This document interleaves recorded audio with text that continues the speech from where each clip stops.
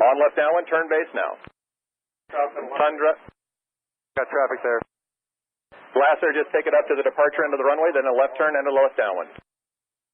Cessna over the threshold, coming up on the white dot, at or beyond the white dot, left turn first available. I got a high wind coming up on about a half-mile final, clear to land at or beyond. Traffic on the left face, you're following a Cessna down low off your left. Square it up just a little bit, and then we're going to get you in. Start your descent, though. Start your descent on the base. Traffic on final, give me follow on base. Base traffic, start turning toward the numbers now. High wing coming up on quarter-mile final, take it all the way down to the green. Cessna taxiing on the green, expedite down to the next hard surface. Get me some speed. There you go. Go, go, go, go fast. This is going to be good. I got traffic on a mile final. You're following traffic ahead and to your right. High wing coming up on the threshold. Take it all the way down to the green dot. 5 Charlie Sierra, 2 mile final. A mile final, turn north. Turn north, and we're going to just make you, we're going to bring you back around. Jet traffic's coming up on about a mile and a half final. Runway 9er clear to land. Okay, all right. Let's listen up, guys. If you're on final for runway 9, I want you offset to the left. I got a jet that's landing on runway 9. The jet's cleared to land runway 9 if you can make it. If not, just continue straight ahead. It looks like you're going around for the jet. That's fine. That's fine. That's fine. Oh, we had one right in front of us, sir. Tail dragger. Let's see. Well, we got a tricycle. Tricycle, put it down. Tricycle, put it down. Tricycle, put it down. Tail dragger, down to the green dot, then a left turn. Short final here. You cleared to land on 9 all the way to the white dot. Go down to the white dot. Find somebody to follow out here. Canard, just come to the runway, and I might have to just send you around. That'll be fine. And for the jet, you just want to stay in this pattern, or you want to go back out for an instrument approach? Stay in a pattern, Charlie Sierra. All right, just stay with me here for a minute. And my tail dragger, let's see, over the numbers, go down to the green. And Canard's going to have to go around. Canard, go around. Canard, go around. Canard, go around. And my high wing here over the runway, keep it airborne. Keep it airborne. Do not descend. Do not descend. You got a fast guy behind you. Do not descend. There you go. Keep it airborne. Keep it airborne. As soon as the guy behind you gets slowed down, I'm going to put you down. So keep it airborne. The one that just passed the white dot, make a left turn on the hard surface. All right, my high wing tail dragger, you can put it down now. You can put it down now. And Charlie Sierra, let me get you about a mile off. Let's see, Charlie Sierra, lost. There you are. Make a left-hand turn. I'll try to resequence you here on the downwinds. We'll see how it looks. Short final, you're clear to land runway 9 on the white dot. Clear to land on the white dot. There you go. And the tricycle left on the hard surface and follow the flagman. Welcome. Thanks for being part of the show. And let's see, just find somebody to follow on the final, and as you get close to the runway, if it's not going to work, we're going to send you around and then try to resequence you. Now, who else got sent around that's not back on the downwind? The Canard? Yeah, Canard. All right, Canard, there's a Gulfstream up there that went around too. I just lost sight of him, but you're going to make kind of a left-hand turn and stay low. I think Charlie Sierra, what's your altitude? 3,200. Okay, that'll be fine. Just maintain VFR. I don't know what else is up there above you. Probably most everybody's down here. So just make a left-hand turn. We'll try to get you back here. Canard's got the jet in sight. Okay, the RB, maybe an RB-10, whatever, here on final. Keep your speed up and go all the way down to the, aim for the green dot for me. Actually, keep your speed up. There's a guy behind you. Aim for the green dot, and I'm sure that's plenty of room for you to land on runway 9. You're clear to land on runway 9. Number 2, you're going to go down to the white dot. Follow the white dot. Actually, you know what? That's 1,500 feet. You're going to land at the white dot. The spacing looks adequate here. 2 guys on final. You're kind of tight there. Keep each other in sight, and you're going to aim for the white dot.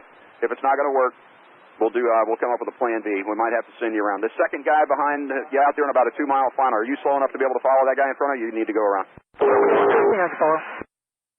Well, I probably shouldn't ask that because I had about 5 guys answer me, so I should know better than that after 35 years, you would think, right? All right, so let me see. The guy who's number 1, it's number 1. What kind of airplane is he? An RV type. All right, RV type.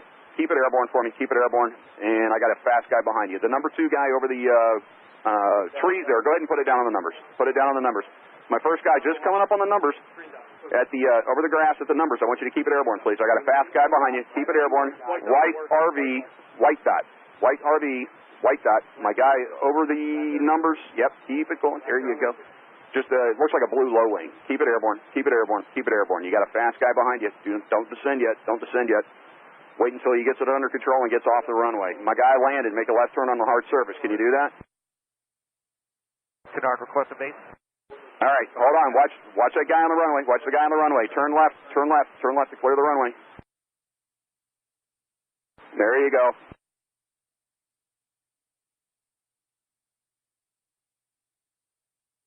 Charlie Sierra, they made a fantastic call for you here.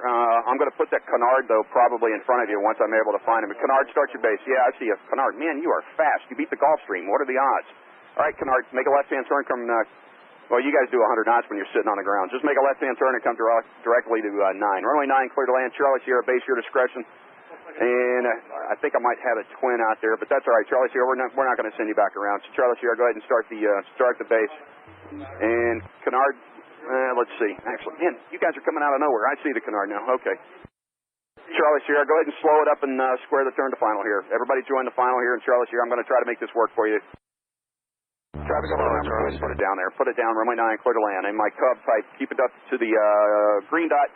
Green dot's good. Go on, keep your speed up, and turn left onto the hard surface here. Short final, go down to the white dot now. You got traffic rolling out. Cub, go ahead and land. Cub, go ahead and land. That's fine. And my little guy here on the white dot, keep your speed up. Keep your speed up. Keep your speed up. Make a left-hand turn on the hard surface. And it looks like my twin's going to have to go around here probably. Yeah, twin go around. Twin go around. Twin go around. Yeah, there. Sorry about that. That's snuck right up on us here. And the other tricycle there, turn left on the hard surface and look for the flagman. Cardinal all the way down to the green dot. Cardinal all the way down to the green dot. I got 2 canards. You're going to land on the threshold. 2 canards, both of you. Land on runway 9. And Charlie Sierra, you know what? Oh, man, I hate to do that. All right, Charlie, my 2 canards offset to the left. I'm going to send you around again. The 2 canards go around left side. Keep each other in sight, please. Go around left side. Charlie Sierra, you're clear to land runway 9. Clear to land now, Charlie Sierra. Go ahead. You know what? You're going to have to go around too. Cessna over the runway, go around. Cessna over the runway, go around. Cub, I need you off the runway. Cub, I need you off the runway. Get in the grass if you have to. Cub, I need you off the runway. Left in the grass if you have to. There you go. The canards are going around. All right, Charlie Sierra, here's another part of the show. I guess you're going around as well. All right, Cessna, that's fine. Put it down and make a left-hand turn. You're going to have to go into the grass. Charlie Sierra, continue straight ahead. Canard, you're going too fast to land. That's fine. Just continue straight ahead. All right, Charlie Sierra, let me see. I got a guy out there heading to your left. I have no idea what that is. I don't think he was one of my go-around. I was the twin Cessna I sent around. I should have known. All right, twin Cessna, go ahead and make the left-hand turn. Re-enter the downwind. I think Fisk is going to help clean us up. Charlie Sierra, you can turn crosswind. The crosswind, your discretion. Canard, can you follow that twin off your left? Twin on a mile final. You're cleared to land on 9 at the white dot. For UG, roger. Airspace performer at present inbound. All right, hold at the prison. Hold the prison. Yeah, and the Canard, are you going to be able to follow that twin? Do you see him? Okay, that radio's not readable at all, so just follow that guy. Number 2 Canard, follow the other Canard. That'll just work out perfect. If you guys keep each other in sight, that's going to work. I got 2 twins on final. You're both clear to land. And aim for the white dot, please. Keep each other in sight. The T-tail twin on the numbers. T-tail twin on the numbers. And the other guy, you go down to the white dot. And, aim closer to the green dot is fine.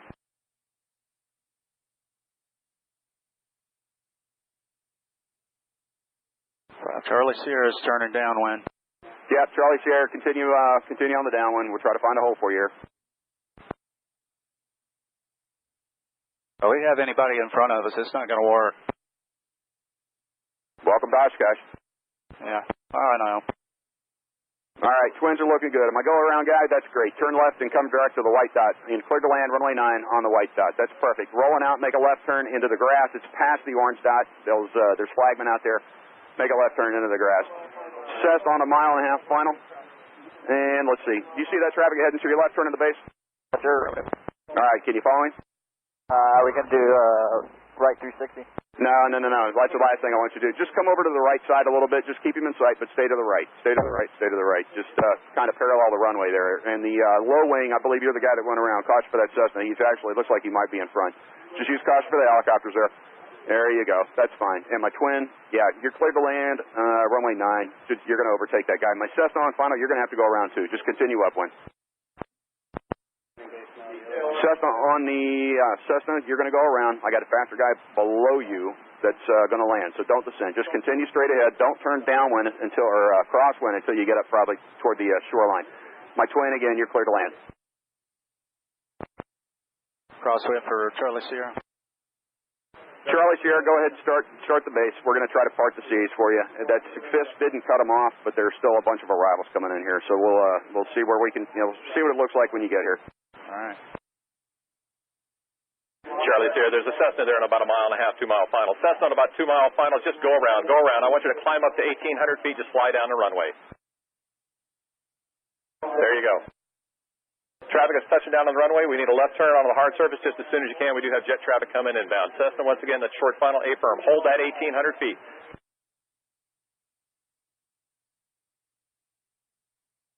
Yep, Canard, that's coming up on short final. I need you to keep it airborne all the way down to the white dot. Left turn that first intersection. I do have jet traffic inbound. And we're not going to send them around again. Traffic coming up on the green dot. Left turn that hard surface. Charlie Sierra, runway 9, clear to land. Clear to land 9, Charlie Sierra. I got another Cessna about a mile final. I have permitted.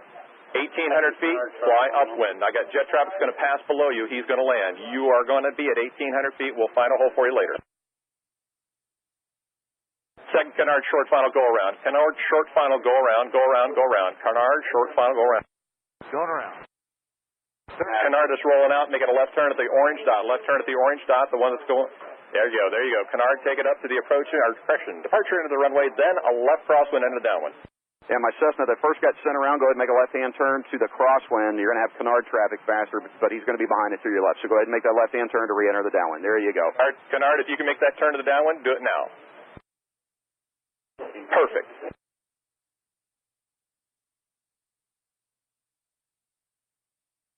Cessna that's making the left turn, firm. Once you hit the departure end, you hit the shoreline, make the left-hand turn, come back into the pattern. Canard, we're going to make you number 1 behind the jet. Charlie Sierra, you're clear to land. Thanks for the patience. Clear to land. Thanks.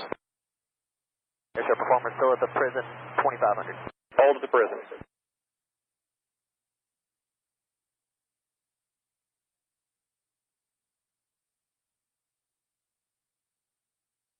Cessna, if you have a Cessna and you're on upwind beyond the runway, turn crosswind. There's a Cessna midfield on upwind. I just want you to take it up a little bit. There's another one down the line. Charlie Sierra, left turn the first hard surface. Thanks very much for the help. Canard, make the turn. Bring it right to the numbers. Runway 9 are clear to land.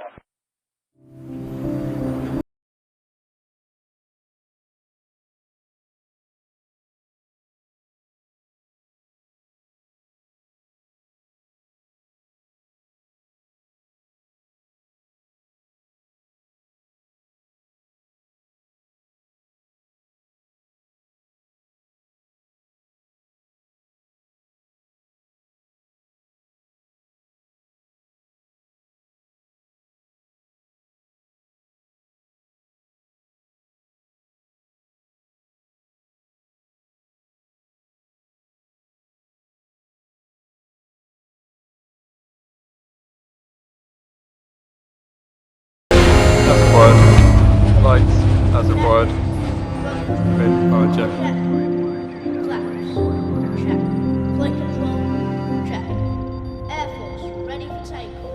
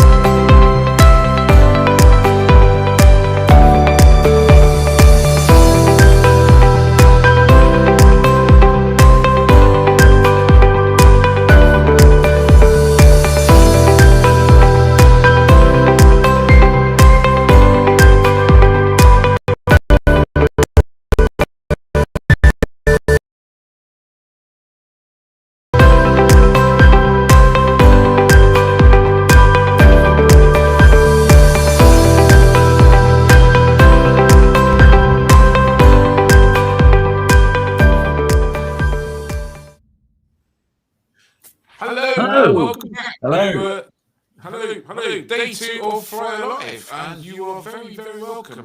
We ran a little bit over. Well, we didn't run over, but we kind of condensed everything. Tonight we've got a lot more, so we're going to go quickly. So what have we got on tonight? We've got some news. We've got Rory talking about rotary stuff on Pooleys, Cirrus. We've got Fantasy Hangar. We're talking to Greeners about aerobatics. And we've got Garmin films, uAvionix films, all sorts of flight bag stuff, great stuff. So sit back and enjoy it. Thank you.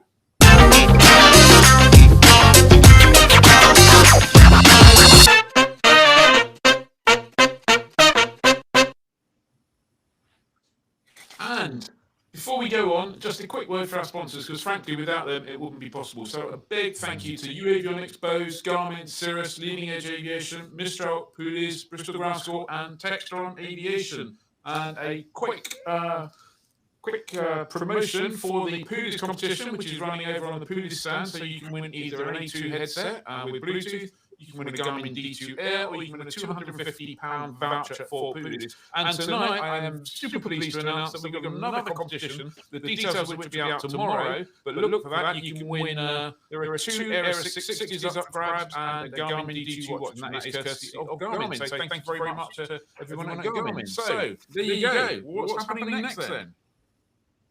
The video on how to, I think. Hello and welcome to this very quick guide on the Flyer Live website. As you can see, if you go to live.flyer.co.uk, you get to the website for the whole week's Flyer Live. It's pretty simple. At the top, watch live. You can pop in here. It's the best place to watch it. You can see the live stream, which is from YouTube, and obviously you can join in, ask a question, and see whatever you need from there. Then there's the schedule. You got one of these for each day with everything that's going on. I'm not entirely sure how long that will survive before things get changed and move around.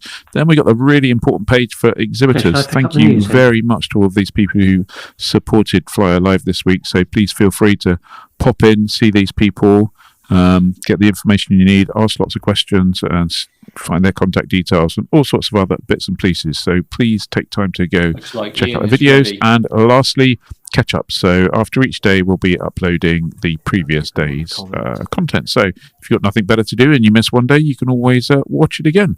Thank you very much. Hope you enjoy the week, and goodbye. Hello. So let's go straight into the news. So Sun and Fun opened today. One of the first bits of news out, in fact, 8:30 this morning, was 75th anniversary edition of the Bonanza.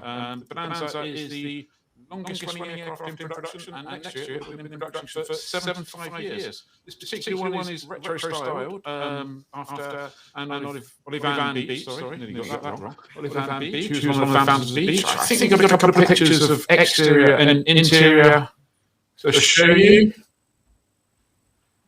Maybe we have, maybe we haven't. Who knows? I guess we haven't, or in that case. A little bit more bad news from France. Oh, there you go. That's the bad news from France. That's Olive Ann's inspired beach with a light blue. There you go. We're into France. So the runway at Sun, which was closed last April, I think, is now been ripped up. So that one's never come back. So that one. Dave, you got some flight design information? Yes, I mean, flight design are at Sun and Fun, but they're showing off the new F2 model. But what they're not showing off, unfortunately, is, and they've just announced a bit of news about it, is the F2E, which is the electric one. They've released some more details of this. Now, the F2E, the electric version, is based upon the Flight Design F-Series modular platform. So all of them are built to meet EASA and also FAA in America Part 23 requirements. That means it's going to be fully certified, so it can be used for flight training, any kind of commercial rental, any kind of use. It's also going to be IFR. So the F2E uses the same structure as the four-seater, but it's only in 2 seats, which gives it plenty of payload for batteries. And apparently, this is going to have a maximum flight time of 144 minutes. But that's quite a decent flight time. For a typical training flight, which might involve circuits, it's 66 minutes typical training flight. And if you want to recharge it, which I guess people will want to, it's going to take 24 minutes to fully recharge using a 150 kilowatt source. So flight design appeared to have nailed it on electric.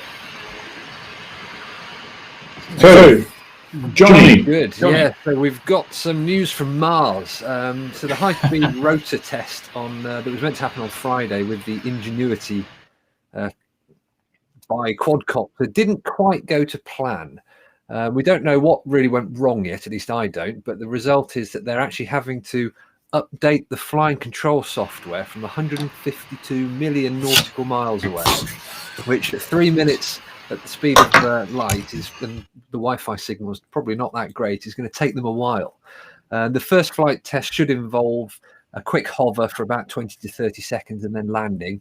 But interestingly, it runs at around 3,000 RPM, and it actually sounds a bit like a buzzsaw rather than a normal drone. So if you go on YouTube, you can hear some very interesting videos where they tested it within a vacuum chamber to the same air density as Mars. And they even hung it from a piece of fishing wire to simulate Mars's gravity. So hopefully in the next week, we should see that take to the sky on Mars. That is an incredible thing, isn't it? Yeah. So have they established a TDA for this Ingenuity? A TDA on Mars? Yeah, definitely. I'm just hoping that they've thought about it enough that when the helicopter flies, it doesn't fly across, go into the Mars rover and cut the antenna off. Yeah. But talking to TDAs, you've got something on those, haven't you, Ed?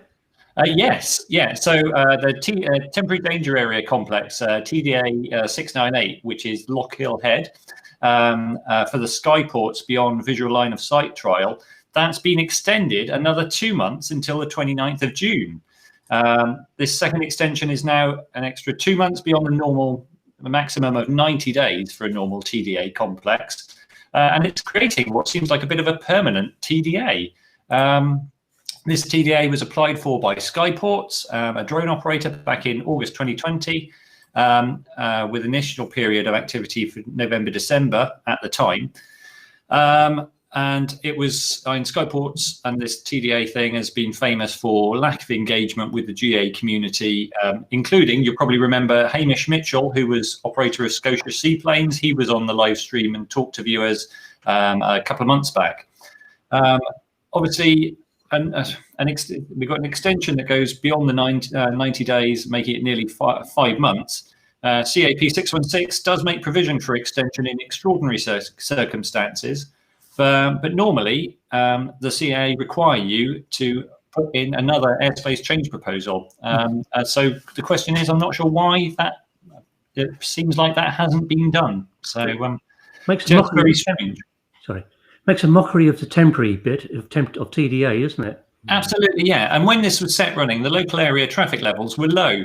But with traffic levels and the weather improving, with weather improving and with the big increase in West Coast GA, that will come along, I know a few people who plan to head up the Crinean Canal to Oban and Glenforsa and beyond. I hope that their simple desire to access what had been open class G airspace is not spoiled by this. So. And I think that's it for the news. That's it.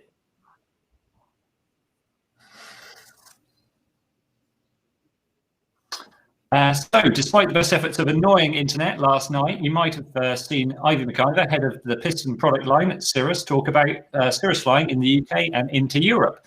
Earlier, I caught up with Ivy to get an update on what's been going on in the last 12 months at Cirrus Aircraft. So, joining us from Cirrus Aircraft is Ivy McIver. Hello. Hi, Ed. Thank you so much for having me. I'm so pleased to be here. No problem. Thanks for coming along to Fly Alive. So we're used to Cirrus Aircraft being super busy with developments. What's been going on in the last 12 months? So we have been super busy here at Cirrus, and I think our Cirrus community and our new to the Cirrus community is really showing us a lot of love. Over the past 2 quarters, we've actually seen the highest order rates in over a decade. So demand is very, very strong. On the SR side, on the piston side of the house, we have surpassed the 8,000 SR aircraft in the fleet milestone. So we've delivered over 8,000 airplanes worldwide. Our annual fleet hours are up. So year over year, we were up over 50,000 hours compared to 2019. And in total, we've got over 12 million fleet hours. So in 2020, we had 1.78 million fleet hours flown in 2020. And that's brought us up to over 12 million fleet hours total.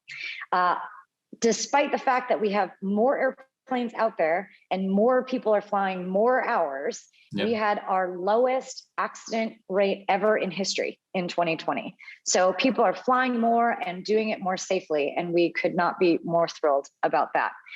The fatal accident rate was the lowest it's been in 6 years.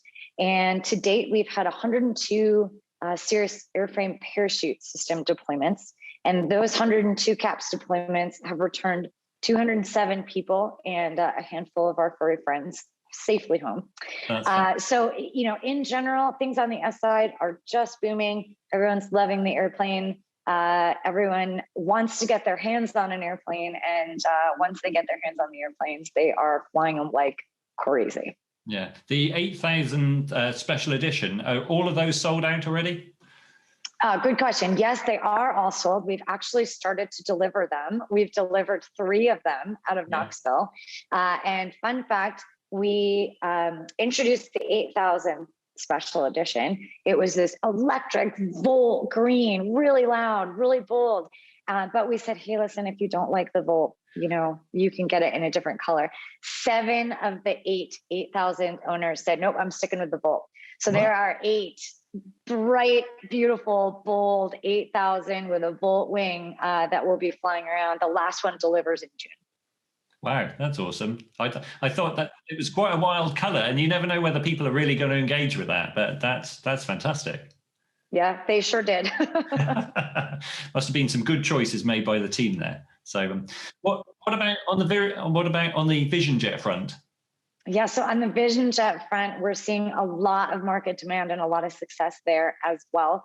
In 2020, we delivered 73 Vision Jets, which brings our worldwide fleet up to over 250 Vision Jets, which is pretty amazing given the fact that it's only been around for a couple of years.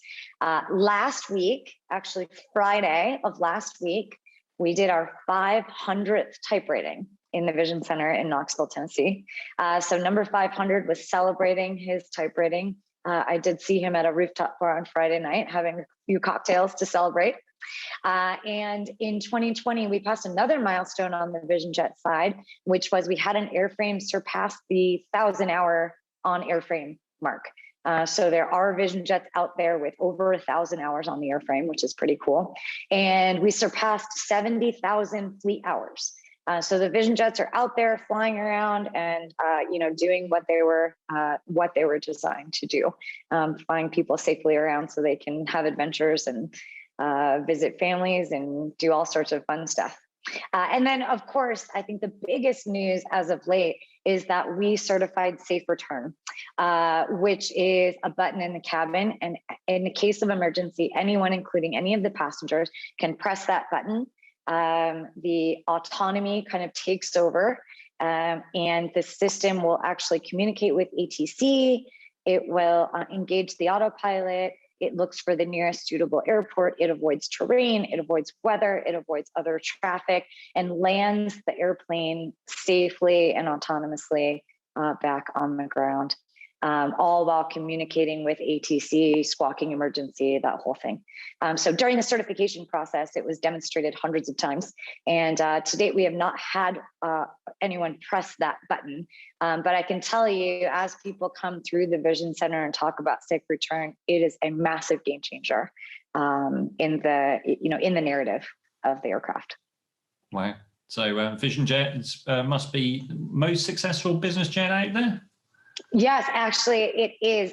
We have over 25% market share. And for the second year in a row in 2020, we're the best-selling business jet in the world.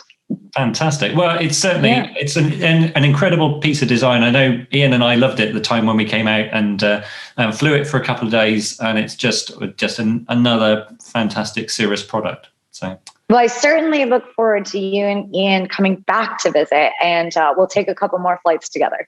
Fantastic. Well, we'll look forward to that. Thanks for joining us for the for this quick chat about the latest with Cirrus, and we'll see you soon. Thank you. It was my pleasure. Hope to see you soon. Thanks, Ivy. Goodbye. Bye. Hello, and 2 questions for you. Number 1, is there an awful echo? It doesn't seem like there is, so I'll keep going. Number 2, are you thinking of ATPL training?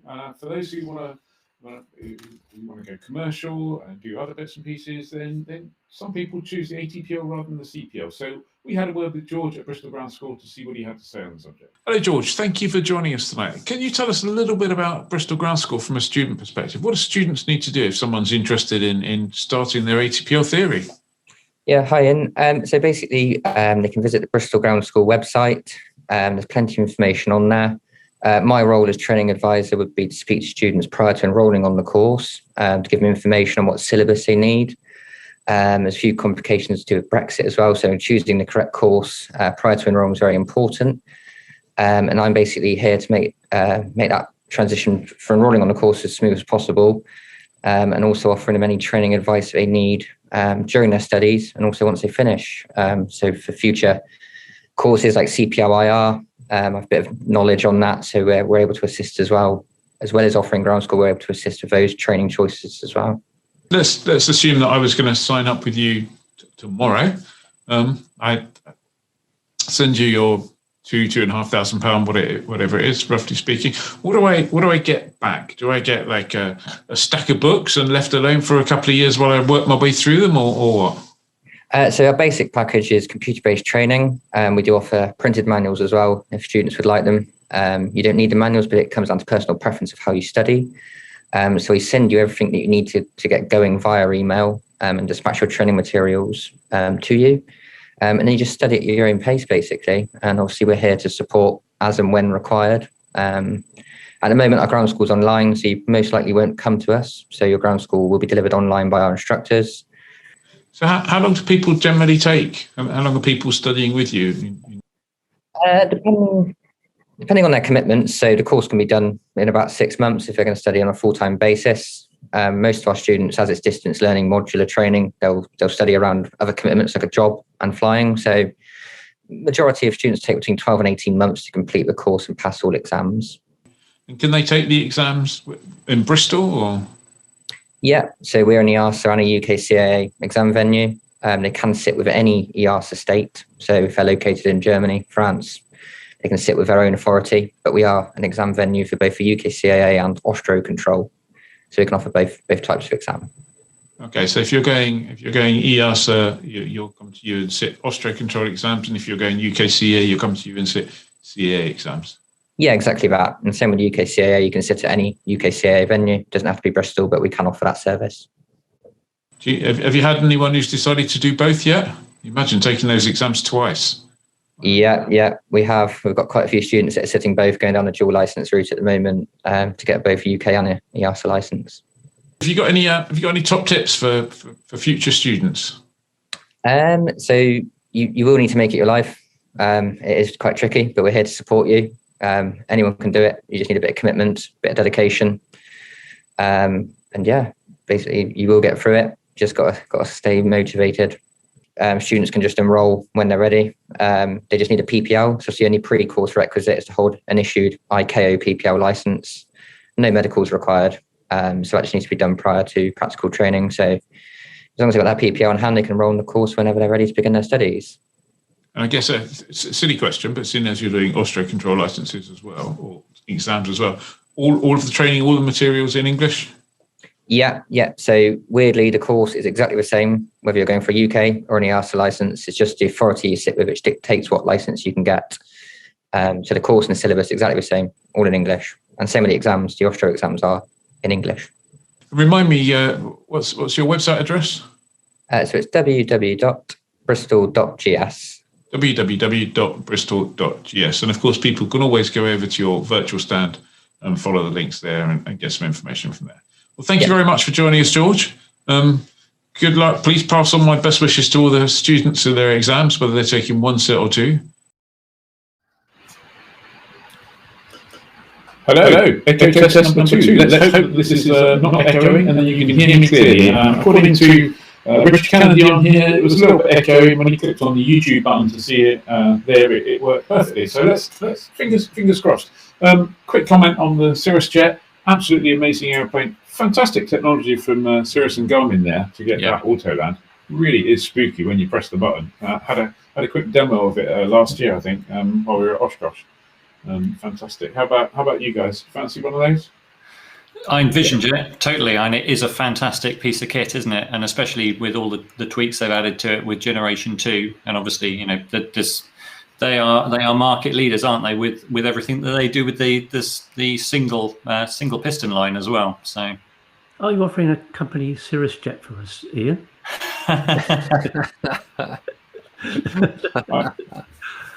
Okay, looks like Ian's still echoing. Right. Anyway, Johnny. Yeah, so now with rotary flying is something that's alien to most of us, or at least me. It certainly looks like a very different discipline to fixed wing flying. So we asked Rory Oscary, the man behind the Rory On Air YouTube channel, to tell us a bit more about what it's like to fly helicopters. So here's Rory. Hello from the ramp here at Leicester Airfield, where I'm standing in front of one of the helicopters which I've recently learned to fly as part of the process of gaining a commercial helicopter pilot licence. But my career in aviation didn't start with rotary. It began a few years ago when I got a national private pilot licence to fly 3-axis microlights. This was a fantastic, fun and affordable way of gaining some wings and getting some experience as a pilot. When I got the chance to start learning to fly helicopters in 2019, I jumped in with both feet. What a fantastic opportunity. But by that stage, I'd logged around 140 hours on aeroplanes, and I was really hoping that some of that experience would help me to find the helicopter training a little bit easier. There were some major challenges along the way learning to fly helicopters, and although there are some really obvious similarities, there are also some pretty major differences which did take a bit to get my head around. I'm yet to fly an aircraft with an autopilot, but without one it's fair to say the helicopter requires the pilot to be much more hands-on than their fixed-wing counterpart. A well-trimmed aeroplane is a pretty stable platform, leaving you with spare hands for carrying out other cockpit tasks, whereas the lack of inherent stability in a helicopter requires near constant physical input from the pilot.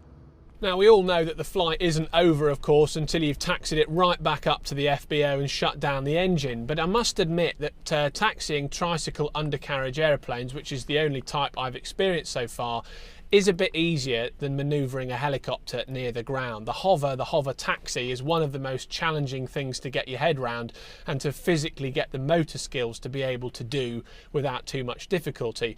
Once you get the hang of it, you kind of wonder why you ever found it particularly difficult, but it certainly took me quite a few hours to get my head around it.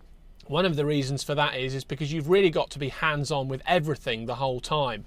Your right hand is on the cyclic the whole time, making sure that the helicopter stays in equilibrium, and you've also got your left hand on the collective, making sure that you maintain the same distance above the ground. And as you use the cyclic, you're changing the attitude of the disc, which means you need to adjust your power setting in the collective as well.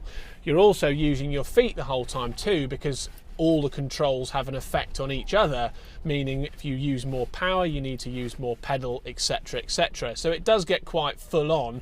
It really means that you've got no hands spare to operate any of the controls on here, so you really want to make sure that you've got all that set correctly before you ever need to taxi. And also, if you want to operate the radio, you hope you can do it with your cyclic control and also switching frequency on there as well. Another thing that's great about aeroplanes, of course, is that they're basically more affordable for that Sunday jaunt, the £100 hamburger as they call it in the United States. And helicopters per hour are considerably more expensive no matter what way you cut it. But they are also more flexible. If you want to land in a country house hotel garden or a lawn outside the pub, then you can actually do that in a helicopter, which really is another level of fun. Now, if you're wondering about getting yourself a PPL-8 so that you can go and explore the skies in a helicopter yourself, there are some requirements that you need to look at. First of all, the legal minimum requirement for the training is 45 hours, although because helicopters are so difficult and tricky to master, most people take considerably longer than that. The average, I think, is somewhere between 60 and 70 hours. So factor that into your cost analysis as well. You'll need a medical, of course. A class 2 is enough if you're planning on stopping at PPL level, but if you're going to go all the way to commercial like I have, it's very advisable to make sure you can get a class 1 medical before you proceed, because that will be a bit of a roadblock for you if you can't do it. There are 9 ground exams to sit, one of which is air law, which you have to sit before you're allowed to go solo. And you also, as part of the process, need to sit a 2-hour, it's roughly 2 hour skills test, which includes a navigation part and then a general handling on the aircraft part as well. And you'll also do a qualifying cross-country flight, which needs to be more than 100 nautical miles, and you land at 2 different airfields on your way round. For all of this, I would suggest that you budget around £20,000 to £25,000 to make sure that you're able to complete the PPL course. And as somebody who loves flying both types, and I really genuinely mean that, I haven't flown the aeroplane for over a year now while I've been concentrating on the helicopter training, and I'm really, really excited to get back to doing it again because it is just great fun and a different kind of flying to what I experience in the helicopter. But doing both is great. And if you've ever wondered what it's like to experience flying in a helicopter, then do check out the Rory on Air YouTube channel, where there's lots of videos from my flying trips in the helicopter and in the aeroplane. It is a bit of a magic carpet, and that is one of the reasons why I absolutely love it. Well, that was great from Rory. Have you guys ever flown a helicopter before? Yes, I have actually. I flew with Dennis Kenyon, great Dennis Kenyon, and in a Western Scout, and he gave me the controls as we're flying down the Solent, and we going nice and straight and level. We went immediately into a oscillating mess all over the place. Dennis took back control, and we're back flying straight and level again within seconds. But yeah, so they're great fun, helicopters, but quite difficult to control. My history with helicopters has not been good. Not from my point of view, as there was a time when every helicopter I flew in, after I flew in it, it crashed. So, right. I was like 3 for 3 for a while. So, but I do, like they say, I'd like to put the cliche out there. Helicopters fly because the earth repels them because they're ugly. And obviously, coming up in Fantasy Hangar, we're looking for our favourite helicopters. Yes. And lastly, I actually used to have a PBLH. It lapsed when I got my airplane, but yeah, I used to fly helicopters a little bit, and it's a very different kind of skill, much tougher. Yeah. Oh, right, now for a completely different type of flying. And now for a completely different type of flying, we're going gliding with the British Gliding Association. Earlier on, I talked to Pete Stratton, CEO of the BGA. Here we are at Fly Alive, and I've come down to talk to the British Gliding Association and the Chief Executive Officer, Pete Stratton. So, Pete, how are you today? Yeah, really good, thanks, Dave, and great to see you here. Thanks. Yes, I spoke to you the other day, and you said you've been freezing yourself to bits at 5,500 feet while gliding. That was earlier this week.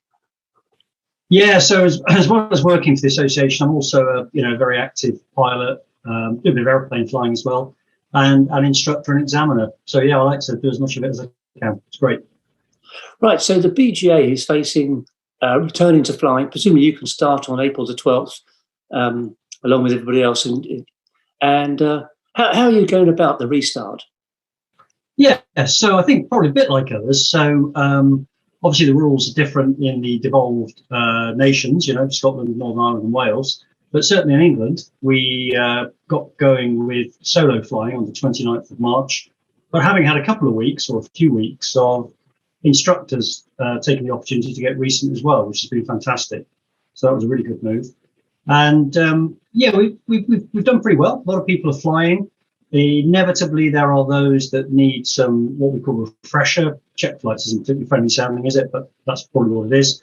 Need a bit of refresher and check flying, and that will get going from the 12th. And then eventually, when all the club members have done their bit and done what they need to do with dual flying and used instructional capacity, then it'll start opening out again to new people. And I think that'll be aligned with changes in public health, as we get to that next step. Yes. So it's kind of all looking very positive, really. Yeah, but gliding is a very club orientated sport, isn't it? Well, it is, because you need to work as a team to launch the glider, unless it's one of the self-launching variety. But even those guys like being part of a club, because a club can be as clubby as you want it to be. You can spend a lot of time, you can get involved. Crikey, you can even join a committee if you're that nuts about it.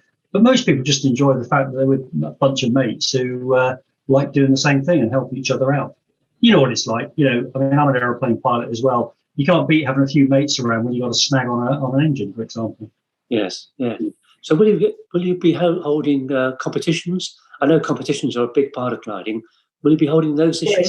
So last year we were actually able to experiment with a new way of running competitions that were kind of socially distanced during a certain period of last year when we could do that. So we learned a bit there.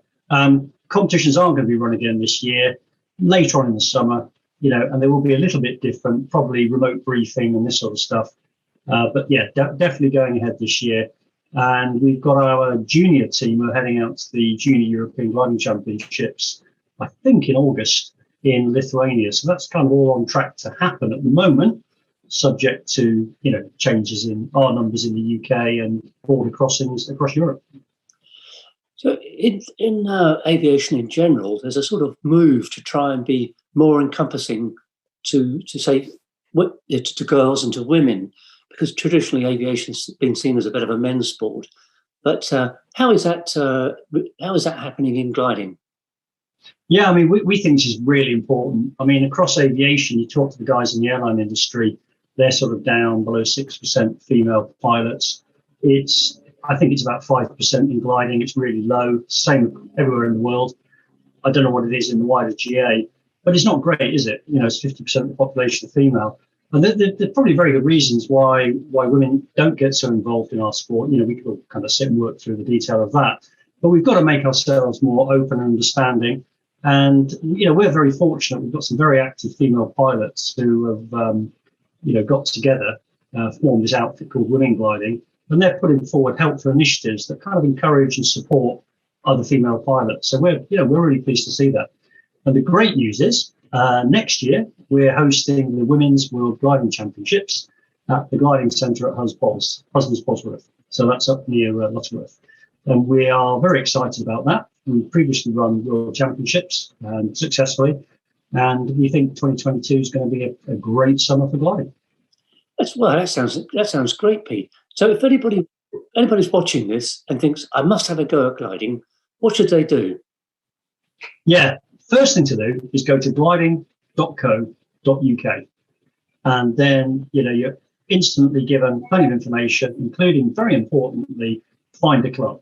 So you kind of just put your postcode in and it will give you the clubs in your area. Now, there are 80 clubs across the length and breadth of the UK, different sizes, different shapes, different costs to suit most people. So you kind of make your pick.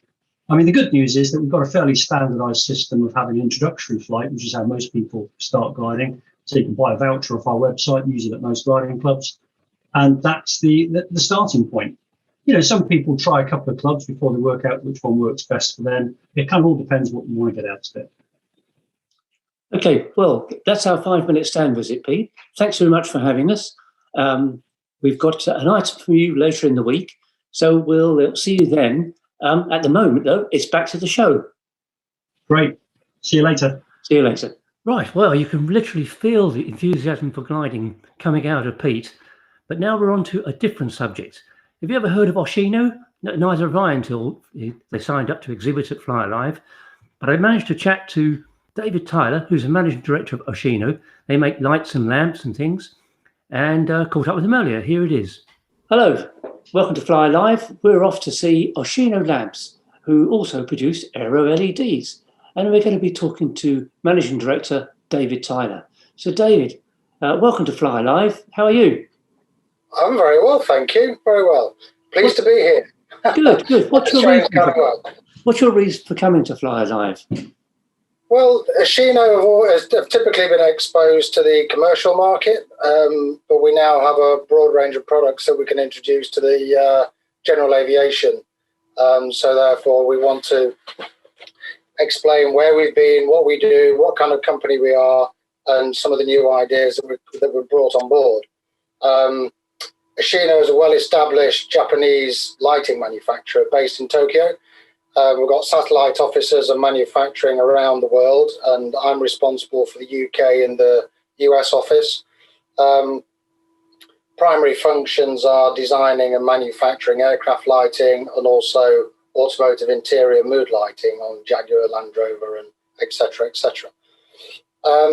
But we were set up in 1979 in Nottingham to mainly focus on servicing the aerospace industry. So miniature and sub-miniature filament lamps for aviation equipment, push-button switches, light flow panels, etc. And we've expanded out of that, and we're now manufacturing and supplying lighting for commercial, use on Boeing and Airbus. We're listed on the IPC, so we've moved out of the avionics, as well as the avionics, but out into the cabin and also exterior lighting as well. So this is using industry standards, so halogen, incandescent, and filament. What we've done, we've brought on a company called Aeroleds, a US manufacturer. They were the first manufacturer of an aircraft exterior LED light. So we've partnered with them, and we're now promoting their product into the general aviation market. So do you have a new product you're going to be showing at Fly Live? Yeah, there are actually. We're really excited to show a new product. It's called Equinox, and it's first of its kind, really. It's a dual function landing and taxi light. At the moment, it's in a PAR 36 size. It will be PAR 36, PAR 46, 12 and 24 volt configurations. But it's a bit of a game changer, really, for pilots of any aircraft, and it's part of the sunspot range that Aeroleds already make. So for in landing mode, it's actually got a 20-degree beam by 20-degree beam, so it's quite tight. So this is for kind of high-speed takeoff and landing situations. In taxi mode, it can then be reconfigured or switched to give a 20-degree viewing angle by 50 degrees. The design is not to dazzle other aircraft, but it's very centered on takeoff and landing. So it's quite a unique part. It gives an amazing 11,000 lumens of light. So it's incredibly bright and it's very focused. It's also got the wig-wag function as well. So even with wig-wag in operation, it still gives around 40% less power consumption in all phases of flight. So what's wig-wag? Sorry, I have to interrupt. Wig-wag. So when we're on, off to show to show where the aircraft is, and just to kind of visibility to make the people aware of where it is. So yeah, so we're really excited to bring that on board. It's got 30,000 hours MTBF, which is mean time between failure, 30,000 hours operating life, which far exceeds anything of an industry standard part. So therefore reducing a lot of maintenance costs. So yeah, we see it as being very interesting. So just remind us again why LEDs are so much better than old-fashioned lighting. LEDs are referred to as solid state. So pretty much if you light up an incandescent lamp, you'll get a 360-degree output. If you have an LED, the chip sits in a cup and all the light is thrown forward typically, and just depends on the variation of the spread as to where that part is used. So just far more reliable, longer life. It still has a life, but it's so much better than industry standard parts. I understand you're also doing airfield lighting. We are. We've also spent this kind of lockdown period teaming up with another company in the US called Gylinder Glass. Gylinder are a glass manufacturer, and they make night vision filter materials, but also molded glass in various different forms and colors, which are used in airfield lighting. So whether it be an LED source or halogen or incandescent, their glass molds are designed to be robust and to meet all the color requirements of the aviation industry. So we're supplying those, and we're looking to support any airfield throughout the UK with standard products. Yes, I understand also that the range of aircraft you can offer products for is practically everything out there, from certified aircraft to permit aircraft to drones, helicopters. Absolutely. We've so with Aeroleds, their product is approved for Part 23, General Aviation. Part 25 is kind of pushed out a little bit towards the end of this year, but Part 27 for rotary wing, then yes, we've also got that available as well. So we've got an enormous spread of product, and also can support the industry with FAA certified parts, and we can supply all parts with an 8130 tag as well. So we cover all the bases. Well, that's great. Thank you very much, David. That was an excellent explanation of what you're here to do and what your product range.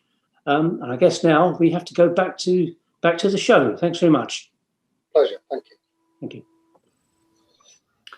So, who's had a go at gliding then? I have. Johnny, there's you're missing out. It's good fun. Yeah. I know there's many things that I need to try: helicopters, gliding. So yeah, and I think maybe this could be the year for it. Absolutely, yeah. I've been aero-towed and winch launched, and I think winch launch is quite an experience. It is going up like a rocket. Yeah, Ian, you learned gliding. You learned gliding at Keyville, didn't you? I think. I did. I flew gliders before I flew anything else. I soloed in a Boschen at Keyville a long time ago, and I ended up owning something called a Dart 17R, which is Slingsby Dart 17R. It was the last of the wooden hot ships before it went composite. And a couple of interesting things. It had retractable gear, and the max speed you could open the gear was 119 knots, and V&E was 120 knots. But I never tried it. Apparently, you could pull the air brakes and stick it vertically on its nose, and it wouldn't exceed V&E. But I didn't try that because I'm not brave or silly. But yeah, there you go. Very good. And who's got aero LED lights? I've got some on the RV. I've got to say they are fantastic lights. We've got the tail strobe and the wingtip lights, and I know they're probably something that Johnny might covet for his. Yeah, I'm in the market for LEDs. I've got the old incandescent Whelan units, which they're not particularly bright, and they take up the current draw is huge. Yeah. So I really need to invest in modernising, and of course they're brighter, and you'll be seen much better. Solid state all the way. Yeah.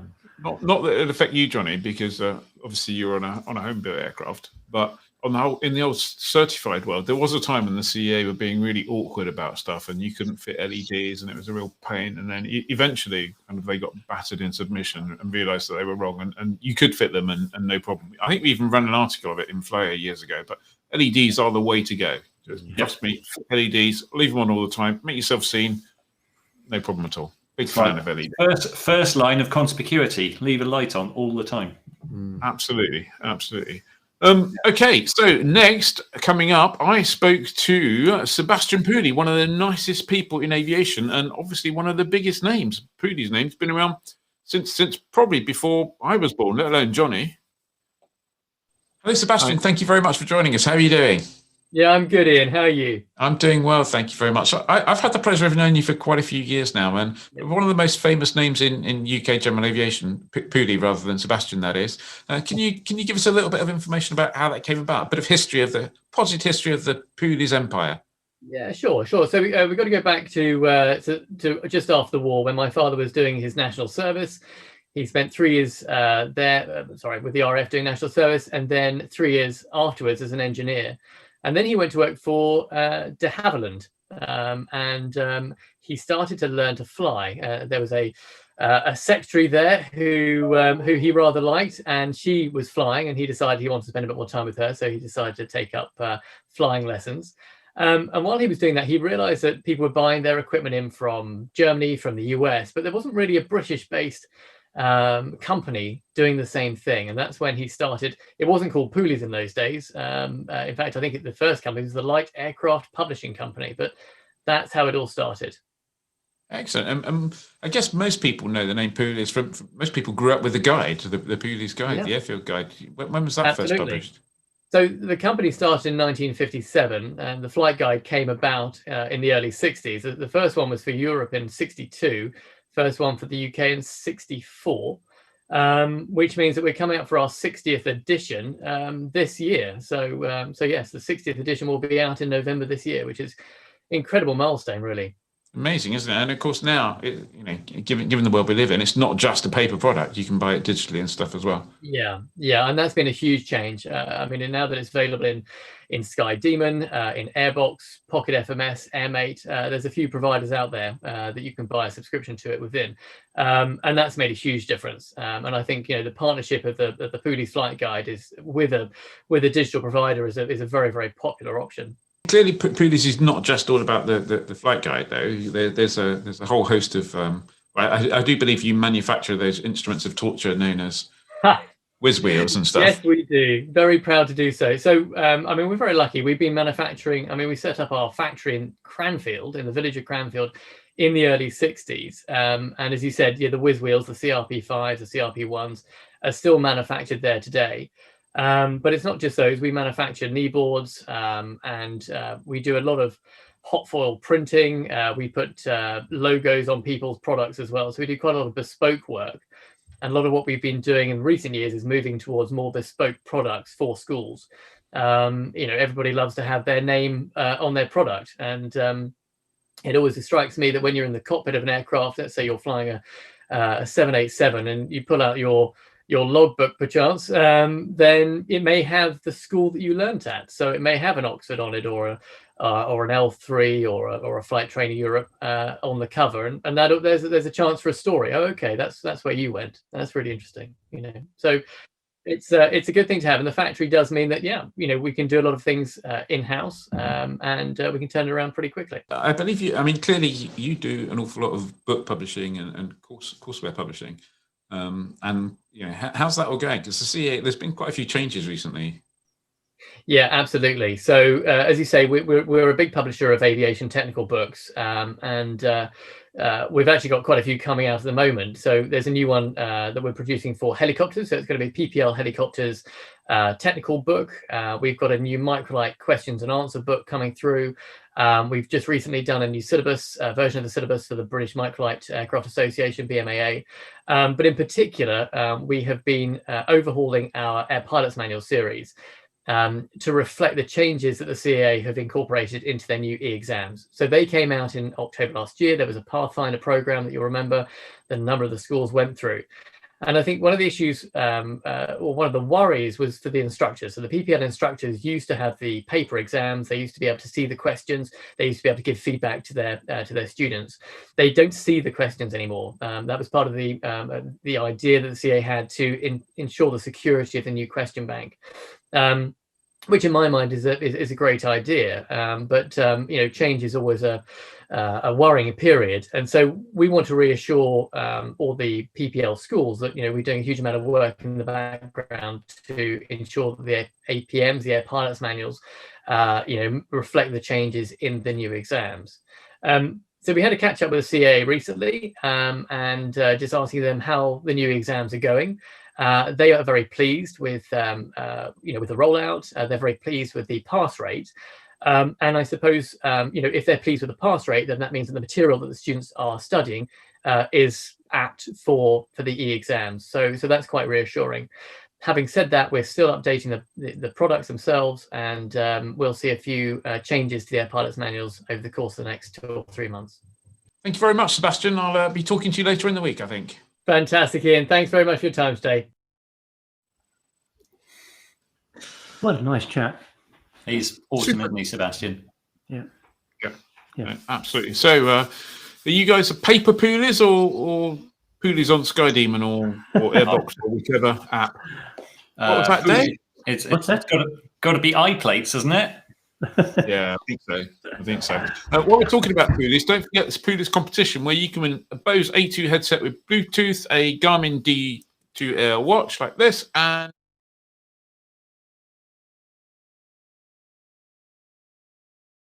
section. Click on the ad on the right, answer a question.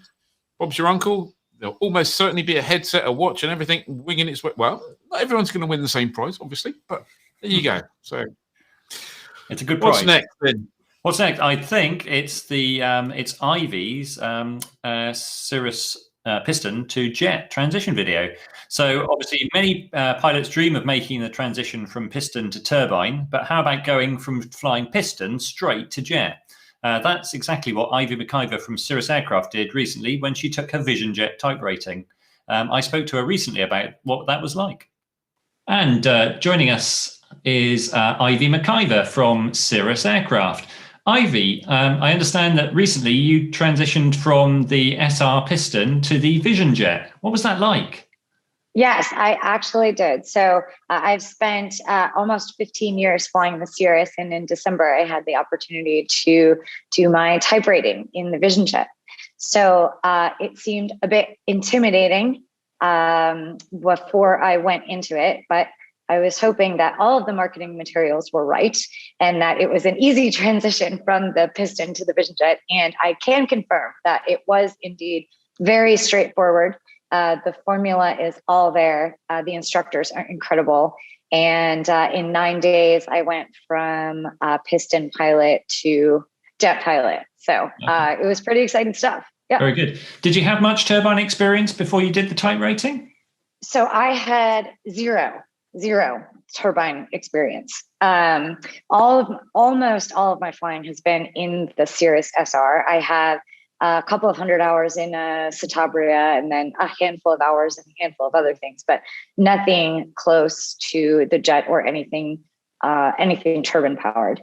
Interestingly enough, I was in the type rating class with another gentleman who had purchased an airplane about a year prior, had gotten his PPL in that airplane, and then had purchased a Cirrus. And when he was at Knoxville, delivering his Cirrus, taking delivery of his Cirrus piston, he saw the jet and said, I want one of those. So he placed an order. He went home. He got his instrument rating. He took his instrument check ride on Friday, and he was in the type rating class on Monday, and he passed his check ride the same day I did. That's awesome. Yeah. Wow. Yeah. So it's well suited for, folks that don't have any time.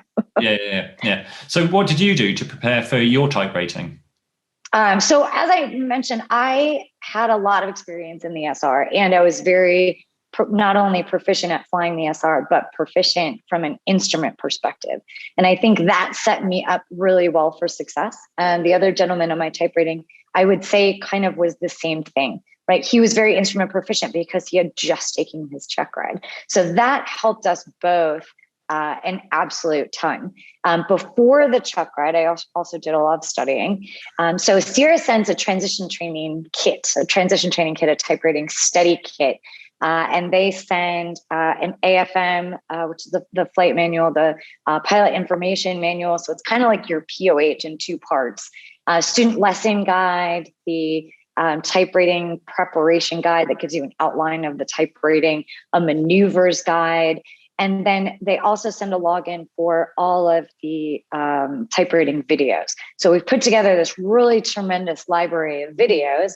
And I spent around 40 hours watching videos, some of which I had recorded. So there was several different people at Cirrus who had, been the people who were presenting in the videos, including myself. So that was a bit of a trip. I learned the oxygen system from my younger self. So that was quite a thing. But I really I went through all of the video content. I diligently tabbed my information manual and the AFM with where the charts were and specific checklists. I went through a lot of the memory items because there's a lot of, memory items prior to checklists for emergencies and things like that. And I just reviewed those. And then I sort of cleared my schedule. I think that was probably the most important part. And, sort of went in prepared to absorb as much material as I possibly could. Very good. And what was the actual type rating like? So the first day, we reviewed nothing but the avionics, which was great because there's a lot of similarities, but there's a lot of differences, right? So the controllers for the jet avionics are touchscreen controllers versus the 479 that's in the SR.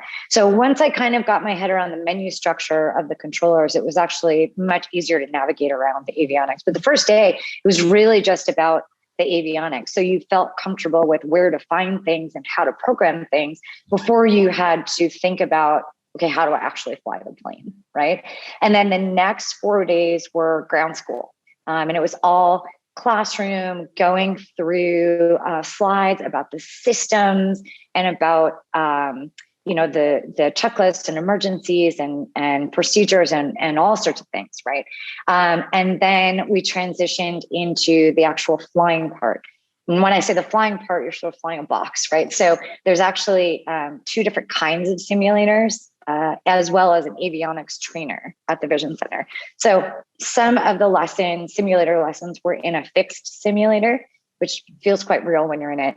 And then some of the lessons were in the full motion simulator. So it was sort of a combination of those types of things, and then some ground school review after every lesson, and then the check ride was at the end. And from your personal experience, what was it like?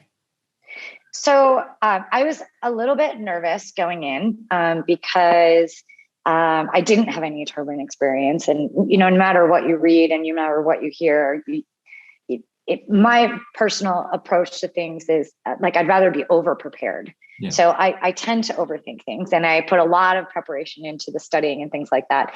And then I got there and we started going through the systems, and I just thought, oh, these systems are going to kick my butt. There's so many nuances, like how the electrical system works and how the fuel system works and how the icing system works and how the environmental system, and there's so many nuanced systems. I'm like, I'm never going to remember any of this stuff. I'm never going to be able to explain this. It's just completely overwhelmed. And then after a couple of days of ground school and drawing diagrams and studying at night, I thought, I think I've got a handle on the systems. But in my mind, I was like, as long as I get a handle on the systems, the flying part will be I got the flying part dialed. And then we started flying, and I'm like, okay, I feel like I actually got the systems down, but the flying thing is kicking my butt.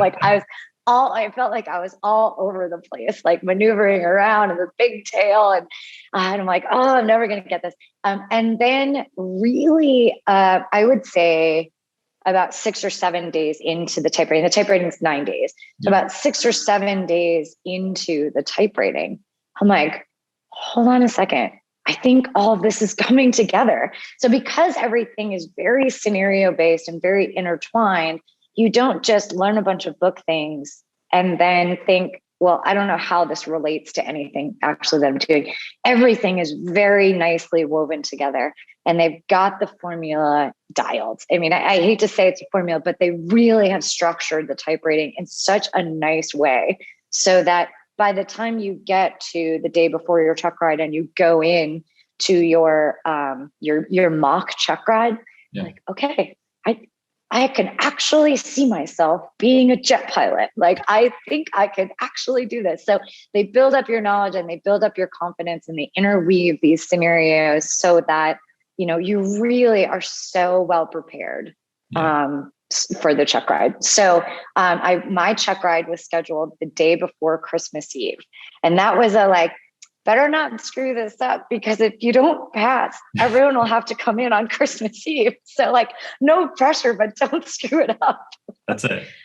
So I did indeed pass. So excellent. And Cirrus said, here's your jet, and put a little bow around it for Christmas. Yeah, sadly, they did not give me a jet for Christmas. I really wish they did, but it was a piece of paper and a pat on the back. Fantastic. And so, do other Cirrus purchasers, do their experiences mirror yours in terms of doing a type rating with no turbine experience? Yeah, that's a great question. I think so many people are really a little bit intimidated by the idea of a check ride and a type rating. But actually about 80% of the Vision Jet owners have owned an SR before. And about 3/4 of the Vision Jet owners don't have any turbine experience. So, I mean, it's the overwhelming majority of people that are there getting their type rating are not experienced jet pilots. So as I mentioned, there was a gentleman who was a brand new pilot in my type rating class. There's another gentleman that you may know. His name's Robin Balin. I think he's a well-known entrepreneur in the UK. He actually went from a PPL to a Vision type rating in a year as well. So definitely something that's been done before. And, surprisingly, maybe not surprisingly, but the SR is a great training ground for your Vision Jet. Fantastic. And have you managed to do much flying on a jet since you got your rating? I have done a little bit. I really sort of have to be a little bit opportunistic when it comes to my Vision Jet flying, but really my heart lies in the piston. So I oversee the piston product line, and I really love the jet, but I was really happy to get back into the SR actually. It's where your heart is totally at ease. It really is. Well, that's fantastic, Ivy. Thanks for sharing that, and thanks for joining us for Flyer Live. Oh, it was my pleasure. She's so much better when the internet isn't affecting her. I know. And I noticed Ivy in the comments earlier. So, hi, Ivy. Good to see you in the comments. And that's a really fantastic tail. I know it's pretty fortunate to be at the company and to get the type rating delivered to you. But like Ivy says, she was totally piston and just had this opportunity, and that she found it a real kind of joy to go and do. And obviously that jet is just a fantastic piece of kit. I wondered what you were going to say then. She was totally piston. Moving on. Okay.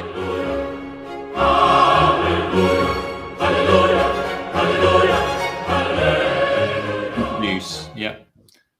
So it's Fantasy Hangar, and because we've had Rory talking about rotary flying, we figured we would pick our absolute dream helicopter to go in our Fantasy Hangar. So who's first? I think Ian's first this week. So this week, tonight even. Yeah, my favourite fantasy helicopter has got to be the Lynx. It's twin engine reliability, tough, that rigid rotor. You can do a backflip, holds the speed record for helicopters. Absolutely fantastic. And quite a few years ago now, probably 10, 15 years ago, we did a story on a whole load of Navy students embarking on a ship and doing their ship training. And I actually got to fly a 2-stick Lynx, which is awesome, absolutely awesome. And believe it or not, I got winched up as well during their winch training part of it, which was much less awesome. But there you go, Lynx for a winner. That's what I say. Well, you can't call it yet. I can. There's nothing that beats a Lynx. Dave. Well, I've gone for a similarly military helicopter. This is the Gazelle, the Westland Gazelle, first produced in 1968 under an Anglo-French agreement. And did you know that they had this nickname as the Whistling Chicken Leg? I did know that. And I'm not sure if I owned a Gazelle, I'm not sure I'd go, did you know this? Well, chances of me owning Gazelle are pretty slim. But it's still in service with the British Army, you know.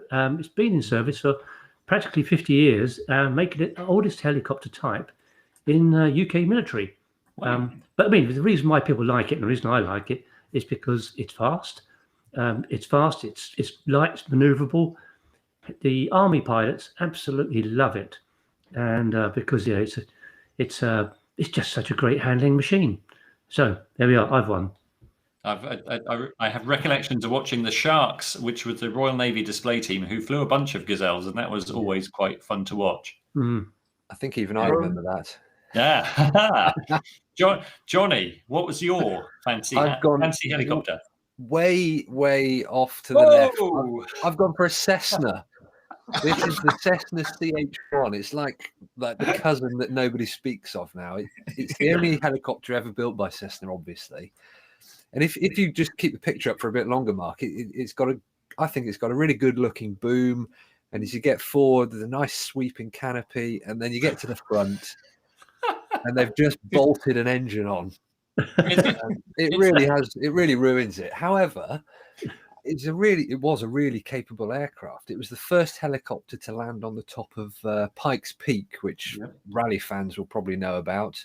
That's 14,000 feet up, and a B model with an 0530-ish engine actually holds the world altitude record for a piston helicopter at 29,770 something feet. Wow. Which it's a record that it holds to this day.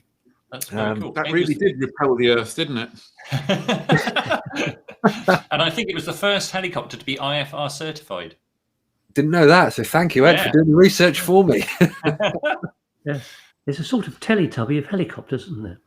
Yeah, there's an episode of The Simpsons where Homer designs a car, and it's like Homer designed that helicopter. Yeah. And do you not think there's a touch of Thunderbird 3.5 about it or something? Yeah, something like that. I think that there's a sad end to the CH1 history, isn't there, Johnny? Yeah, it is a bit Jerry Anderson, just to reply to Ian's comment. But the project didn't work out for them for a number of reasons, and they ended up buying them all back and scrapping them so they wouldn't have to continue to support them. And I think they even withdrew the type certificate, which is a real shame because it's like it may not have been pretty, but it was capable. So, but it's fair to say I think you're all losers because as much as I'm not a big fan of helicopters, I did find one that you go, actually, I think I really like that. And Ian, I need to bring you to task because you said that funny looking Lynx of yours was the fastest helicopter. How fast is your helicopter? I think it was like 170 knots or something like that. Let me help you out with that because it was 216 knots. But my helicopter did 250 knots, and it was an unofficial record. But this little baby, the Sikorsky X2, it's a coaxial helicopter. First flew in 2008. They operated it for 3 years as a technology demonstrator and research aircraft. This is not your average helicopter. It needed more power for high-speed level flight than you needed to hover. And you had an independent throttle on the collective, which was a little rocker switch, which gave you power for the rear turbine. But so your slow links, it would be like sock on my wake. It's. I'm just trying to figure out if you've got two rotors going in contra-rotating, it's probably you get failures. Retreating blade stall on both sides at the same time, I guess. It's some voodoo, and it had all sorts of weird. It was fly-by-wire as well. But the X2 was so remarkable. Sikorsky and the X2 team actually got the 2010 Collier Trophy for it. So it was noted as the most revolutionary high-speed, maneuverable and kind of utility helicopter. So and it was retractable, and it's a tail wheel. So how cool is that? But the link still wins. Thank you very much, everybody, for voting for that. That's great. So we said earlier in the news, we spoke about the Bonanza 75th anniversary edition, and I spoke to Chris Crow at Textron about that and other things earlier this week. Hello, Chris. Thank you for joining us from Wichita. Thank you for having me. I'm excited to be here. Absolute pleasure. So exciting times, the week of sun and fun. Tell us all about the Bonanza news from this morning. Yeah, no, we were really excited to announce a new addition to the Bonanza. We will be celebrating 75 years of the Bonanza deliveries into 2022. So, it's a great opportunity for us to look back and pay homage to the history of this airplane. So we announced a 75th anniversary edition of the Bonanza for 2022 deliveries. It is going to pay homage to Olive Ann Beach and all that she did for Beechcraft, for General Aviation, for this product specifically. So what you'll see is kind of a retro throwback interior scheme inspired by Olive Ann's signature beach blue. So it'll have some highlights of those colors within the interior, an exterior retro paint scheme that just looks beautiful. We're super excited to be able to deliver this airplane for limited time for deliveries in 2022. There'll be some product enhancements as well for the aircraft that we'll be excited to announce over the next few months of what we'll be able to put into that airplane. But again, wow, what an opportunity to celebrate the longest produced aircraft in general aviation with 75 years of the Beechcraft Bonanza. That sounds really exciting. I hope that by 2022, travel is going to be a bit easier, and maybe we can even pop over to Wichita to see one in the flesh, as it were. Absolutely. Our first airplane is going to be a demonstrator that we'll be able to get out into the marketplace. We're excited to be able to, maybe do some photo shoots and some videos around that and really promote what we have available.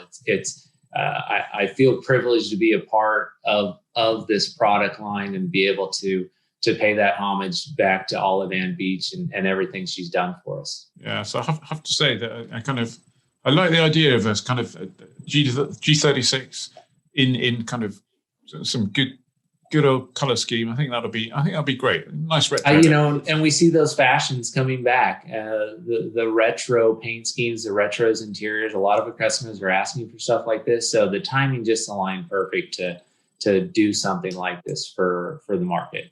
Yeah, as long as you don't take out the screens and replace them with a couple of ADFs instead. No, I think you'll see the opposite of that, right? So we kind of say that we're making the next generation of airplanes for the next generation of pilots, and we're excited that there's going to be some product enhancements around that as well. So you won't see that many round dials anymore in the airplanes. I'm happy about that. So if that's 2022, the other thing I wanted to talk about is we go back to 2020 and the gamma numbers. The venerable Cessna 172 seems to be like the most single selling piston airplane of the year. I mean, that's kind of amazing given that we're talking about the Cessna 172 that we all grew up with. Yeah. Given the market in 2020, we all knew it was very difficult times. But for us to be able to deliver a significant number of 172s and even piston airplanes for that matter to the marketplace was quite the accomplishment.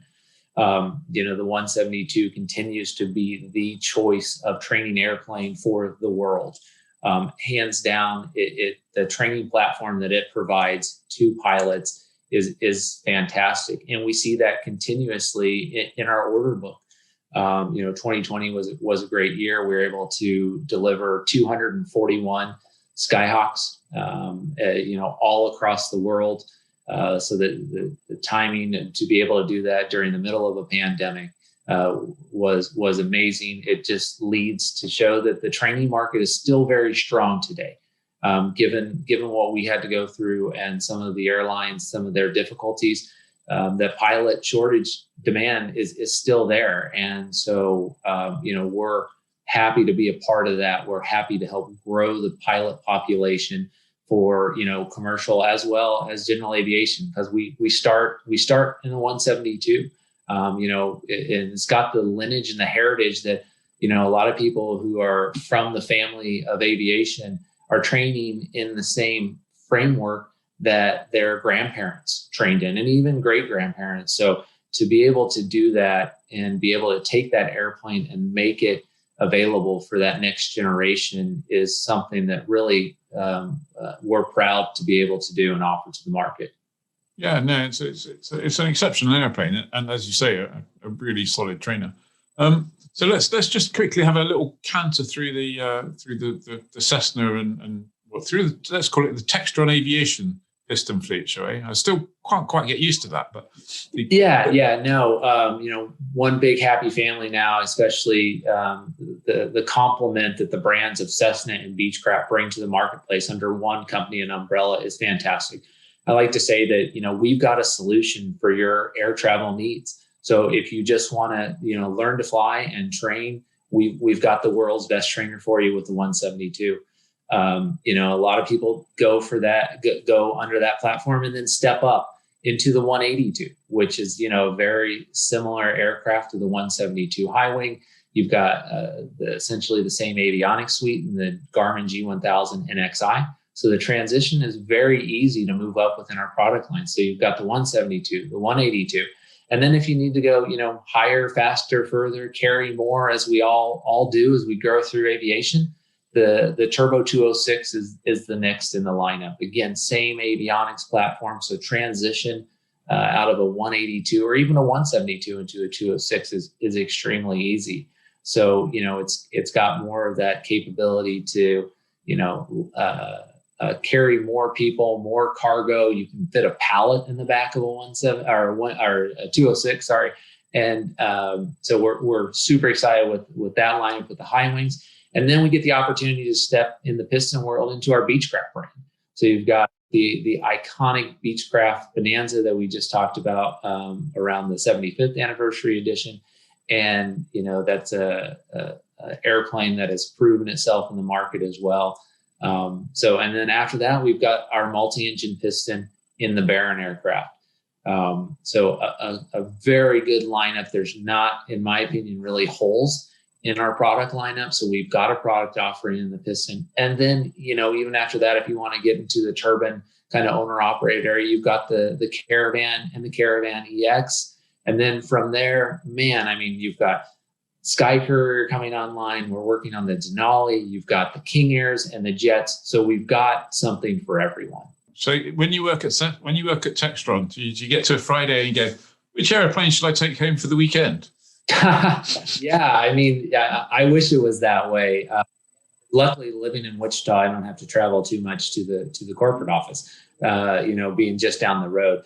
But yeah, you're right. It's amazing to be part of this company and what we're able to do for General Aviation and the product offerings. I think our customers really respect that. We've got great partners all across the company, all across the marketplace. So yeah, I wouldn't want to be anywhere else. I have to. My own personal Cessna journey started. I didn't actually learn in a Cessna 172, but I ended up buying a Cessna 182, which I kind of got. I don't want to say I got stuck there because it's an amazing aircraft and I really like its capability. But I certainly haven't progressed from a 182 to a Caravan. Although I did fly a Baron around for a year. I did 40 or 50 hours in a Baron, which was exceptionally. Yeah, it's a great airplane. We say 600 horsepower and a fistful of throttle. It can get you anywhere you need to go, and there's really nothing like it in the marketplace today, and it continues to be a great product for us. Just kind of touching in the Caravan world, really, the Caravan and the EX. I have to say, I've been lucky enough to fly a little bit in a Caravan, and that is, I would say, even the transition from a 172 to a Caravan. You have to think a bit, but it's not like a completely alien environment. No, it's just a little heavier on the controls, right? And when these airplanes were designed, years ago, I just tip my hat to those engineers, and they've created a product that makes sense for a growth plan. And so, I've seen a customer actually here in Wichita start training in a 172. And over the course of about 3 years, grew up and owned every single product, the 182, the 206, a Caravan, and then ultimately got into the jet lineup. And, who else in the marketplace can say that they can take a customer from, zero to hero, all within their product lineup, and the support that we can give as a company behind that. Yeah, no, absolutely. And I think that's quite an important aspect. Even whether you're talking about a 172 or something in the citation range, it represents a significant amount of money for individuals. Yeah, it's definitely an investment. Yeah, it's an investment, and something that we want to stand behind, and we're happy that the customers are comfortable choosing to go with Textron Aviation and Cessna and Beechcraft product lines, and we value that relationship, and it doesn't stop after we sell the airplane. We have the support to keep them flying, and that's what it's all about. Well, thank you very much, Chris, for that canter through the Cessna product line. I sincerely hope that we can share a flight next year sometime in a Bonanza, and maybe if you happen to have a Caravan on amphibs parked on the ramp, we could go play with that as well. I look forward to that opportunity. Yeah, me too. Well, thank you very much. Enjoy the rest of your week, and congratulations on the announcement of the Bonanza 75th Special Edition.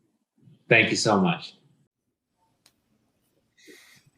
Well, I have to say, it's great to see Textron doing so well. I mean, aviation needs to be buoyant, and whether you're a fan of Cessna, Piper, Cirrus, whatever, it doesn't really matter. We all need buoyant, successful manufacturers to give us the choice and to keep them all honest. You know, I'm sure they are all honest, really, but competition is great. Yeah, I love the fact that the Bonanza is still in continuous production after 75 years.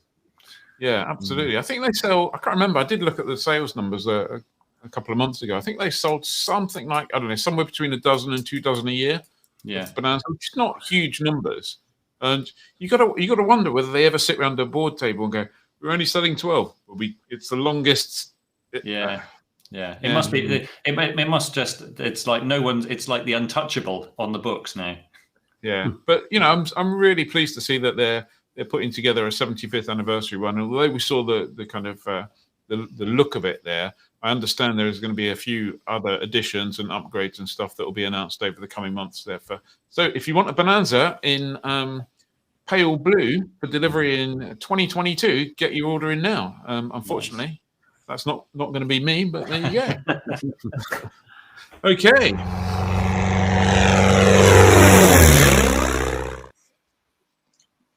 Mark, how are you doing? I'm very well, Ian. How are you, fella?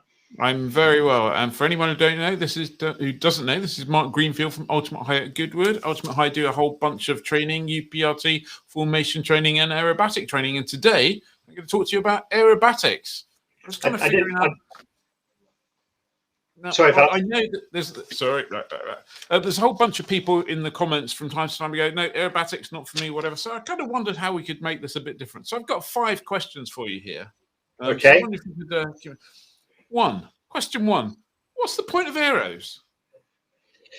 Do you know what? There's a couple of. There's probably 2 or 3 main things about aerobatics. Firstly, I think it's really important to stress flying basic aerobatics is really easy. Okay, and so I think some people see air displays and they get a little bit put off because it can be very technical, and obviously there's some amazing pilots out there. Oh, that's really hard work. But aerobatics at a basic level is very simple, and to that end, we have a separate business at Ultimate High where we take non-pilots flying, people who've never been flying in their life, demonstrate a roll or a loop, and then they fly it. Might not be the best roll or loop ever, but they can do it. So it's not that difficult. So people shouldn't be put off. The 2 most important things: 1, it makes you a safer pilot. 2, it's a huge amount of fun.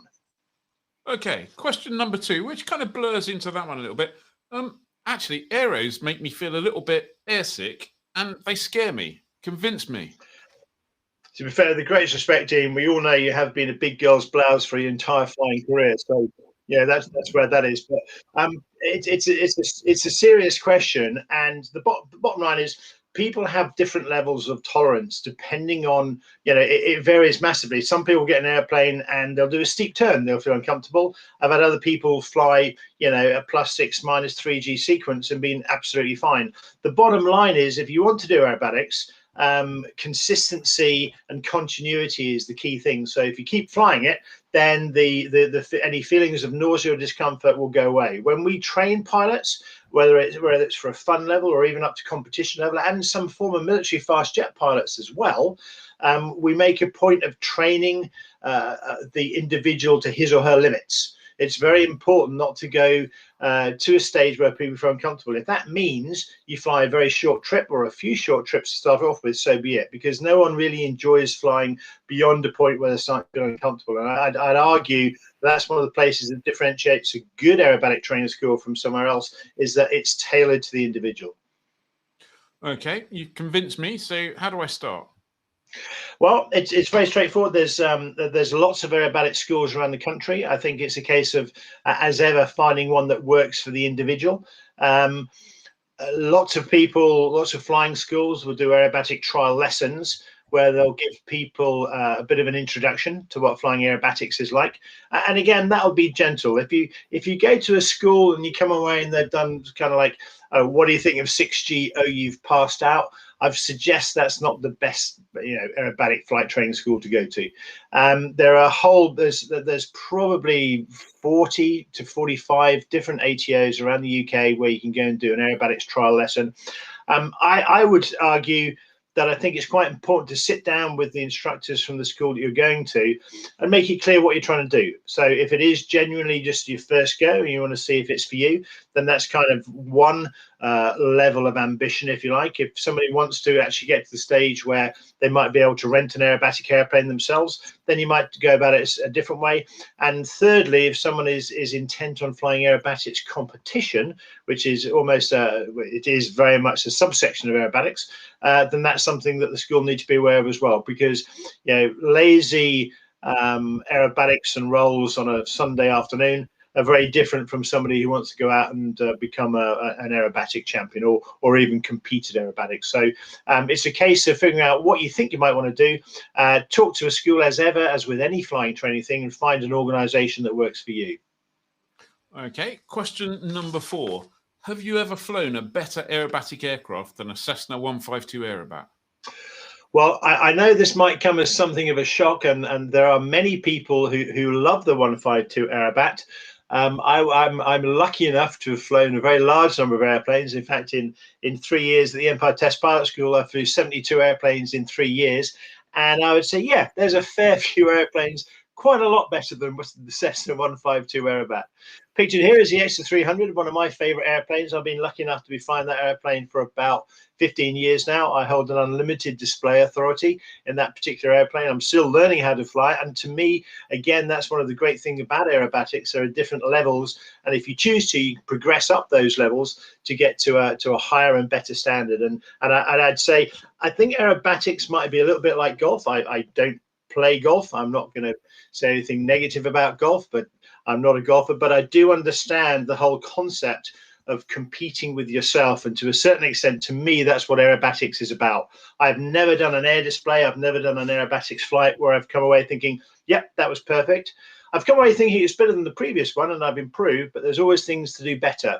And if you're a competitive individual, not necessarily aerobatics competition per se, but if you want to work hard to make yourself a better pilot, then I think aerobatics is a great discipline to follow.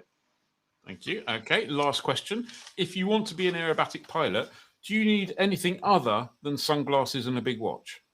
The big watch is critical. It's been pointed out to me earlier on. I'm not even wearing a watch, so I clearly can't be an aerobatic pilot.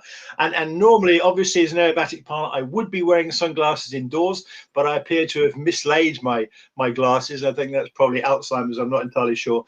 But yes, it's very, very important. The bigger the watch, the better. And if your sunglasses are like Zafford Beeblebroxes, that can be a great advantage in close proximity to the ground. I don't know who that is. I don't think it's a reference to Douglas Adams. Okay, excellent. So, in all seriousness, moving away from the watch and the sunglasses, and talking about the competition stuff. I know competition is a subset of aerobatics and not something that a lot of people think of to begin with. But in the past, I did have a go at a couple of beginners comps, and I have to say they are not only great fun, but a great goal and something to train towards. So, what do you think about competitions and the role they can play in training? I think competitions are great. That's what you want to do. Having been along to several competitions, as you said, I think although it is obviously a competition and people are trying to win the competition, I think the social aspect of aerobatics competitions are great. I said earlier on, I think that anything where people work hard and push themselves to try and be a better pilot is really important, and that is one of the advantages that aerobatic pilots have. They tend to be more precise and more accurate because they have to be in flying the maneuvers. But I think the shared experience, particularly, it would be nice if there's a whole bunch of people at your own airfield who did exactly the same thing. You can hang out with them, kind of thing. But certainly a little bit like air racing, which has its own social circle. I think if you go along to aerobatic competitions, you meet a lot of people, and they're trying to do the same thing, and it's very friendly, even though you are competing. From what I've seen, there's an awful lot of shared advice, and it's good watching other people fly the same sequences so that you can say, okay, well, I can learn from that. I can make myself a better pilot as a result of it. So obviously aerobatic competitions have been a little bit thin on the ground in the recent past, but they're a great thing, both from a social perspective, from having almost a reason to go flying, and as I said, in terms of making people better pilots. Okay, and I know you also specialise in UPRT upset recovery training. In terms of the blurred edge between. Is there a blurred edge between them? Do they overlap at all? How does that work? Well, put it this way, we have a lot of, we had in the past at least, a lot of airline pilots said, I don't need to do UPRT because I'm an aerobatic pilot. Now, Patty Wagstaff, the famous American aerobatic pilot, will tell you to an aerobatic pilot, there's no such thing as an unusual attitude. And she's absolutely right.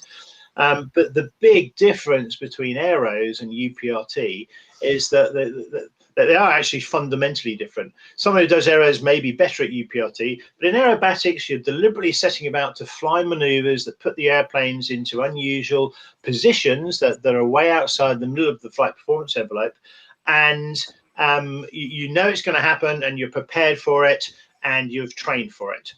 UPRT, or recovery from unusual attitudes, is designed to focus on the risk that is flight upsets resulting from loss of control in flight, which still to this day is the largest single cause of fatalities and hull losses in both commercial and general aviation, and really looks at giving people the skills, giving pilots the skills and resilience to be able to deal with upsets. Now, I think upset is a little bit of a mealy-mouthed, wishy-washy phrase. Upset is something, it's not a big deal.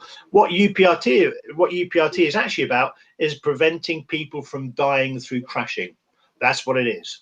And if you're flying an airliner and you find yourself in a nose-low overbank, it's going to be scary, it's going to be worrying, and it's going to be way outside most people's experience if they have not done on-aircraft UPRT. So on-aircraft UPRT is designed to basically build confidence. It's a confidence builder and build resilience so people are less impacted by startle if they're unlucky enough to find themselves in a flight upset. And I hope that description shows that they are two completely different things.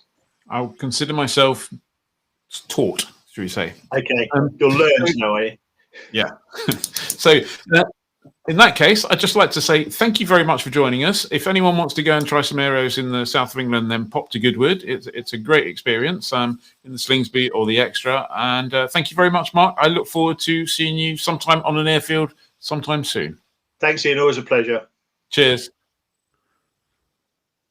He's a top guy, isn't he? He is, yeah. He is. Yeah. He is. Johnny, so far your answer to everything has been no, haven't been on a glider, haven't flown a Cessna, haven't flown a Robert. How about aerobatics? Johnny's no sound. No sound, Johnny. Yeah, sorry, I think I'm back. You are. Yeah, I have done aerobatics. I do really enjoy it. Bit of a technical error there, but as you were saying, nausea is a common kind of thing to overcome, and it's something that I struggled with early on in doing. I could do a couple of loops and then that was it with my instructor. But for me, the big change came when I finally did a solo sortie. Put together a sequence and did that with the instructor on the ground, and that was the moment my brain went, "Oh, actually, this isn't so bad." It's more the fear of feeling nauseous that really does it. So yeah, go and do it. And I find you build up a tolerance to it as well, don't you? You kind of, if you keep doing it, then you'll get a bit more used to it. And I went back to doing some aeros recently after not doing it for ages, and my head was all over the place. So, how about you, Dave? The head all over the place. Get in, the better. Yeah. I've been lucky enough to fly with Mark Greeners several times, including not very long ago. We did the UPRT course. So yeah, it's great fun. I like doing aeros and UPRT type maneuvers as high as possible with someone as competent as Mark sitting next to me. The idea of doing it by myself doesn't exactly fill me with enthusiasm. It just worth pointing out though that British Aerobatics is the association which runs aerobatic competitions in the UK, and they've just launched their revised 2021 schedule. It's been a bit cocked up because of COVID. But and also they're holding a Get Into Aeros Day on Saturday, 26th of June at Sleep Airfield. So, and you can find British Aerobatics just by Googling them. Yeah. There you go. Thank you very much. Well, I think that's enough discussion on aerobatics. We've got a little chat coming up. We spoke to Ben Smith at Garmin. I think we've got the Garmin stand visit, and then we had a little Garmin interview from Ben, who produced not only some fine avionics, but some great prizes for this week, and more details on that tomorrow. So over to you, Ben. Hi, Ben. Great to speak to you again.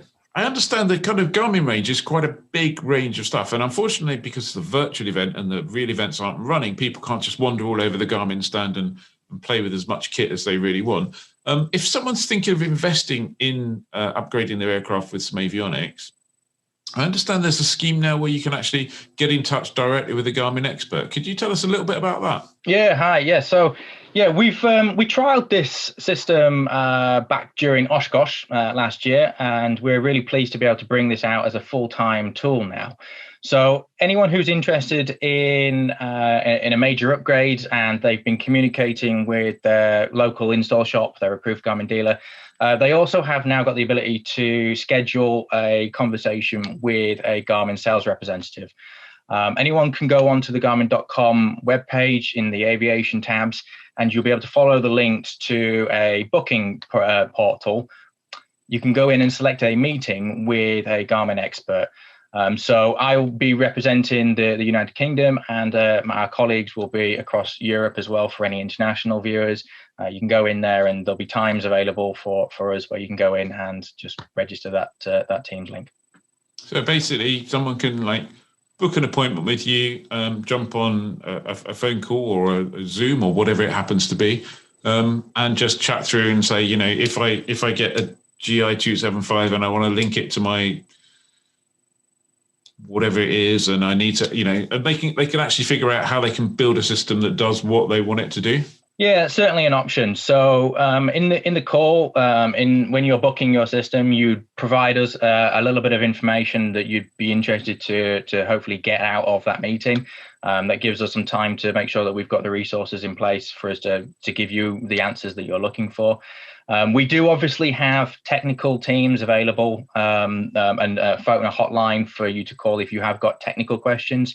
But if you are interested in understanding a little bit more about the performance and the functionality of some of the products that you might be interested to invest in, the sales team are available there to be booked. You can call us up and we'll have a one-on-one chat over a web link, and hopefully we'll be able to sort of answer any of your questions that you've got with your purchasing decisions.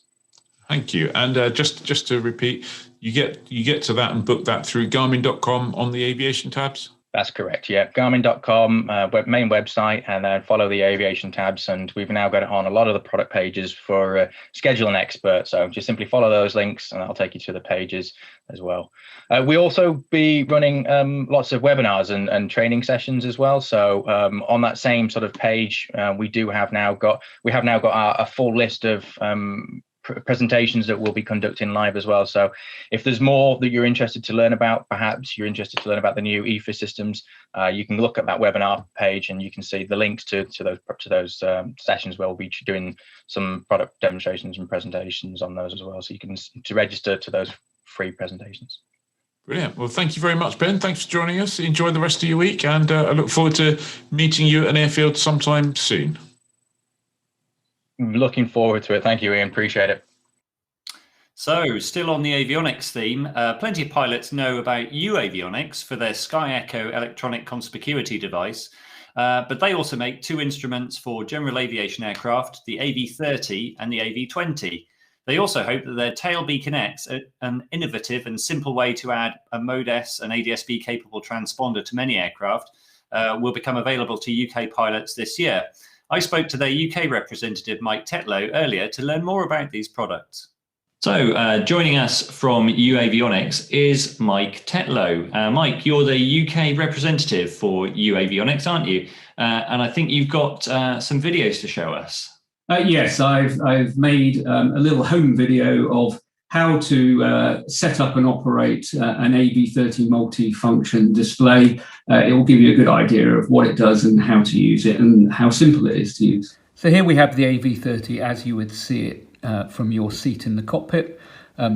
Lots of information readily available to you.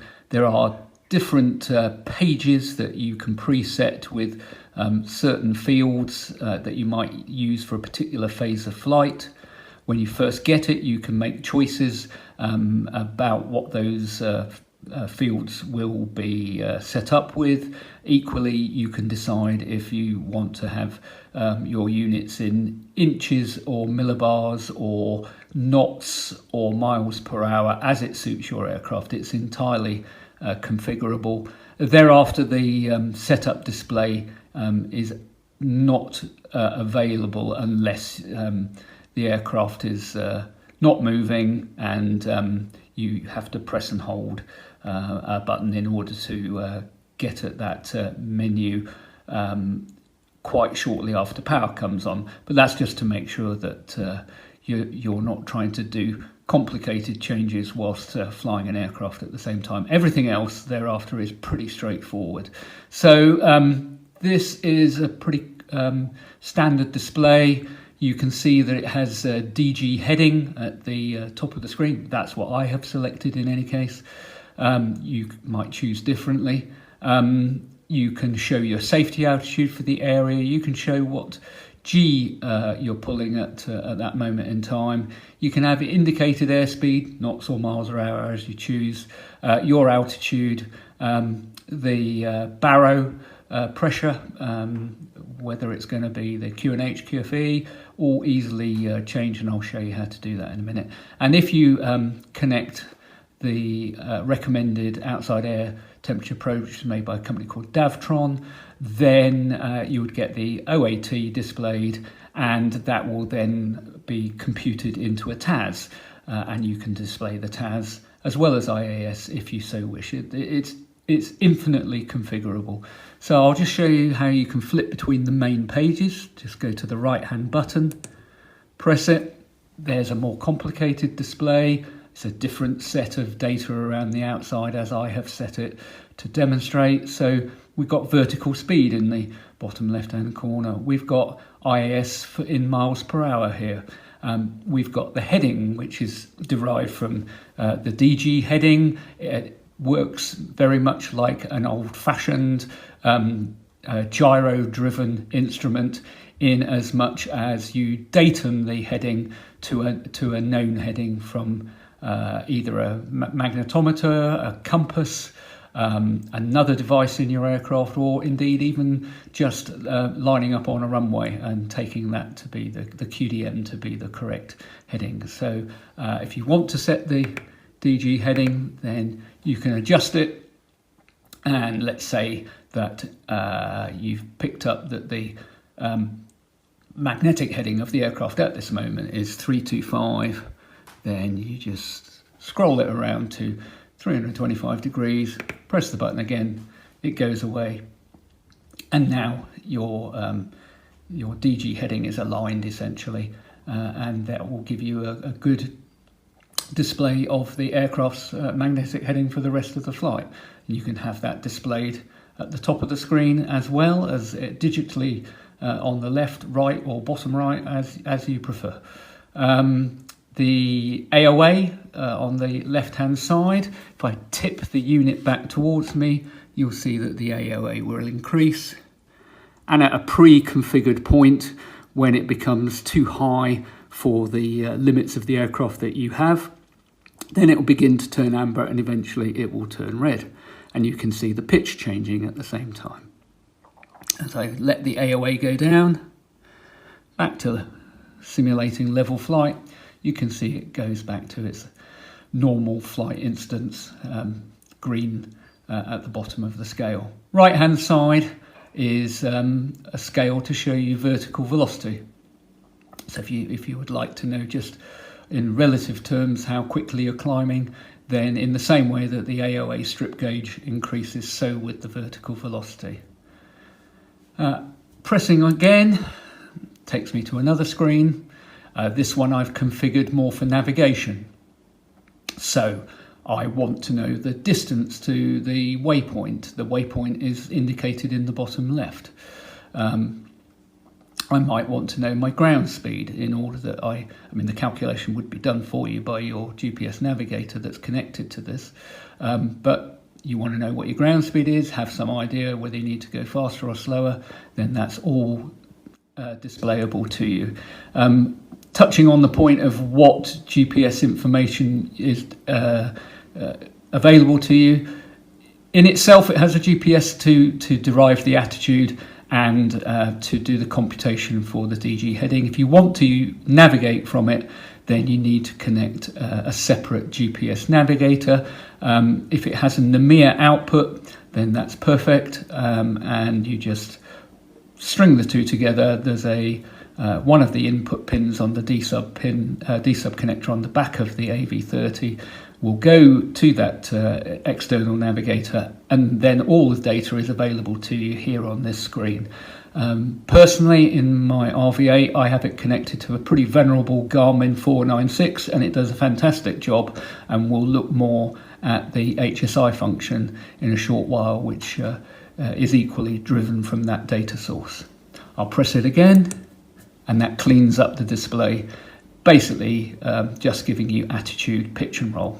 Well, that was interesting. And also, I think there's a video from uAvionix on the Tailbeacon. Yes, we've made a short video to show how easy it is to install a Tailbeacon X 250 watt transponder, which gives you antenna diversity at a much easier install and cheaper price point than anything else available on the market. Fantastic. Let's take a look.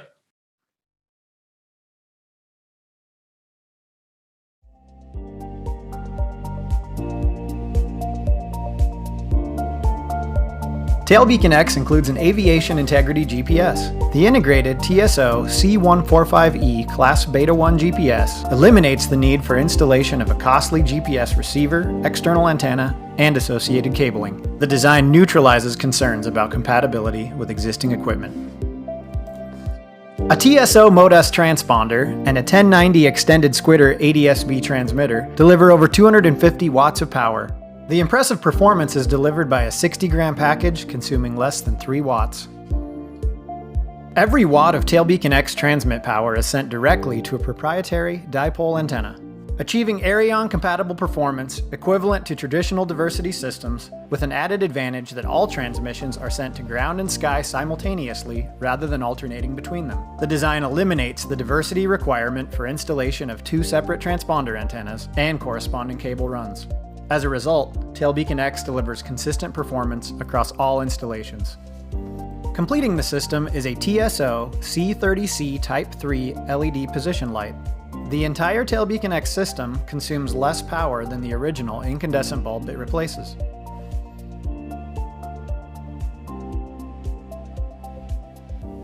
Let's take a look at a Tailbeacon X installation.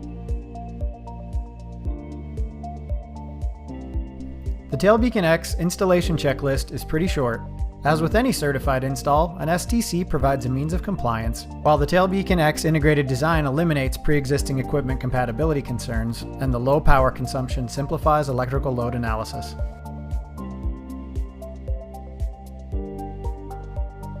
Tailbeacon X eliminates the installation of 3 new cables and corresponding antennas, minimizing the aircraft disassembly. A single small wire bundle for device control is all that is required. The result is a dramatic reduction in cost, complexity, and downtime.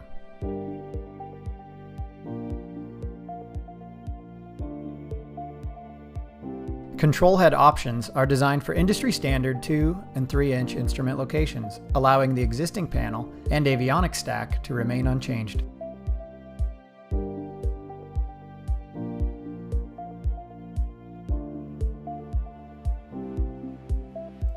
Remove the existing position light.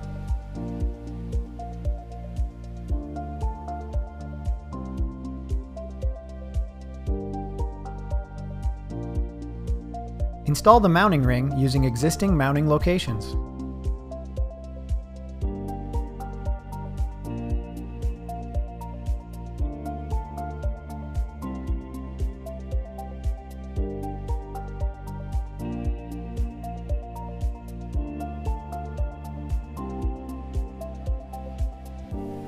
Terminate the wiring and insert the Tailbeacon X into the mounting ring.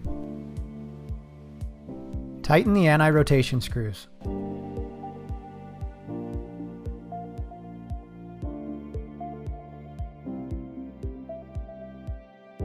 After installation, Tailbeacon X configures via tablet or smartphone.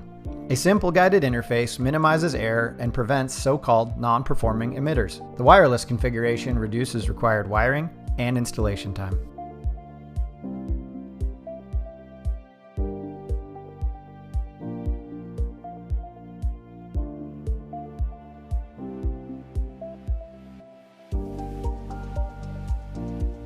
This aircraft is now compatible with ground and space-based ADS-B systems.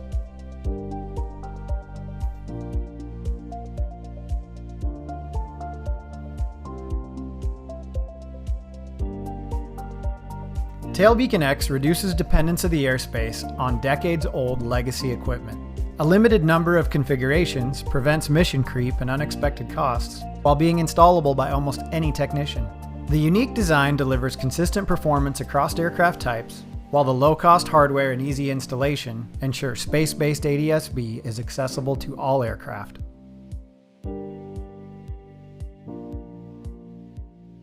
Well, that's fantastic, Mike. Thanks for that. And obviously, people can find out more about uAvionix on your stand on the Fly Alive page. Absolutely, and at any point, go to our website, and all the tech specs and documentation and some little promotional videos are there to give you more information. Great, thank you very much. Wow, we're absolutely spoiled by the avionics that we've got available to us these days. And to that end, I spoke earlier to Ben Smith, who heads up the sales for Garmin in the UK, to take a quick canter through some of their product range. Hi, Ben. How are you doing? Hi, Ian. Hi. Yeah, doing really well. Thanks. How about yourself? Yeah, great. Thanks. And thanks for joining us. I wonder if you could take a few seconds to tell us about what's new in the world of Garmin. Yeah, it's been really busy these sort of last 18 months for us. We've been out there getting new products released. We've done nearly about 20 new releases now of either new products or major updates. We've been working really hard, and we've missed, unfortunately, being able to get out there and present it. So again, appreciate this opportunity to talk to you and talk about it. But some of the really big products that we've done is the new version of the GTN range, so the new GTN XI. We've released a new indicator, the GI-275, and we've added a whole new range of GFC autopilots to our portfolio as well. So can you take a couple of seconds, just give us a bit of detail on the differences between the GTN and the GTN XI, if you like, and then we'll have a quick chat about the GI-275. Yeah, it's a good one. So the GTN GTN XI is the fourth generation of the GPS nav and com PFD products that we've had in the range now. So it's going to give you GPS and VHF navigation capability. You've got that 8.33 com radio built into the device, and then you have got a intuitive touchscreen, an intuitive multifunctional display for you to go in and navigate around and use for PFD capabilities. You've got a much brighter and higher resolution display built into this new XI compared to the previous one. So that's 40% brighter. And you've got a much wider viewing angle. So really good for sort of those helicopter installs. And we've also massively upgraded the processing power of the new GTN XI. So that means that we can work on bringing out new future developments that are software-based that you can upload to that product and give you new functions and new features. So what you're saying, if I've interpreted this correctly, is as time progresses and you add new software versions to it, the capabilities with the XI and the difference in capabilities between the XI and the GTN will just gradually grow as new stuff's added. Yeah, you've got it exactly right. So it's designed really as a launch to just simply overlap and be the next continuation of where the GTN has been developed into. It's designed as a direct slide in, so you can just swap that old GTN out for the new XI. And as the years will progress and the developments come, new software will be released, and they will further enhance that new XI to be even more powerful than it is today. So the GI-275, I have to say, that's kind of an indicator that has confused me a little bit in the past. It seems to pack an awful lot into its kind of small form factor, and that's probably where the confusion's come from. What is it? How would you explain it? Yeah, so it's a good one, and it's an interesting one because we've had indicators in the market for a while now. So the G5 has been one of the most popular products that we've had in the portfolio. There was an interesting stat that I always like to talk about, was that we were selling nearly 300 of those a day globally. It's just incredible, really, really popular product. So very well known. Everyone understands that what the G5 is. Now they look at the 275, the GI275, and that's a brand new indicator. And they go, well, is this just what is this? What does it do? Basically, it fits a market that is between G5 and a full EFIS. So if you were to rip your full 6-pack out and you were to go in with a TXI or the G3X full display, or you're going to go down a single indicator, the GI275 fits that slot really nicely. So it's going to give you a full 3¼ inch round gauge, which is a digital display, touchscreen display, and it fits perfectly into where your circular round gauges would be in your panel. So, for example, those 172s, 152s, and things like that have those formed panels, you'd have to sort of cut those out, and you've got some sort of aesthetic look there. Having these round gauges going in, bolt straight in perfectly, and it just makes a real nice clean panel that you can retain that same sort of fascia to your display. So as an actual indicator, there's a lot of overlapping functions. So you on its face of it, yes, you have got an attitude indicator capability, but it does a lot more function than just an AI or a HSIDG. We've got 3 different versions of it. You kind of think of it as a base, a mid, and then a higher tier version of that product. Each of those versions increase the capability of that product as you sort of range through it. So starting at the base, you've got simple functions like a CDI or an MFD, or you can have it as an engine indication display. So you can flick through those pages and it does those basic things. Add a few little extra sensors to it, and then you've got an attitude source based indicator. So that can either be an AI or a HSI. And with the AI different to the G5, I suppose, we've got synthetic vision now built into it. So the popular, the pretty display where you can see the mountain ranges and the high color grading, that's now going to be displayed in that attitude indicator as well. So that looks beautiful, and it's a great product as well. That mid-level product as well is also the attitude source for the Garmin autopilot. So the GFC 500 and the GFC 600, that can now drive those autopilots as the attitude source. And then you have got that top level indicator, the top level GI275. And that has a third-party autopilot integration in it. So what that means is that if you have got a legacy autopilot that is third-party, you can rip out those old gyro-driven attitude source indicators like the KI256. You can rip that out, and you can put in the GI275 as a digital attitude indicator that drives those third-party autopilots as well. So I have to say, so my initial reaction when I first saw the GI275, which was they've just made a round G5, was a little bit wide of the mark. I kind of got that bit wrong. And you did say they were touchscreens, didn't you? That's right, yeah. So they're digital display and touchscreen. So they're using the same sort of interface that you'd find in a lot of our new generation of products. You've got both a touchscreen display and you use a dual concentric knob as well. So you can either swipe through the pages or pinch to zoom on the physical display, or, if you're in turbulence, you can grab hold of that knob and you can still twist and move through the menus in that way as well. That's a huge amount of information on a relatively small display. Is that kind of working out for people? The good thing is that you can actually you can install up to 6 of these products in one aircraft, in one system. So if you want one single display to do a lot of it, you can, but you're going to be flicking through the pages quite a lot. But we're seeing a lot of customers go in ranging from just a single one as a backup attitude indicator, perhaps, or serving as a primary, come to a full 6-pack as well. So you can have you can go, your options are completely there for you to pick from. You think of it as like a building block kind of system, in that you can go, hey, I'm going to go for one today, and this is my entry level. This is going to work nicely for me. I like it. And you can add more at a later date if you wanted to. Thanks, Ben. When you were talking about the GI-275, you talked about it being a control head for the GFC 500, an attitude system. Can you just talk a little bit about the components of the GFC 5 and 600 autopilots that you got?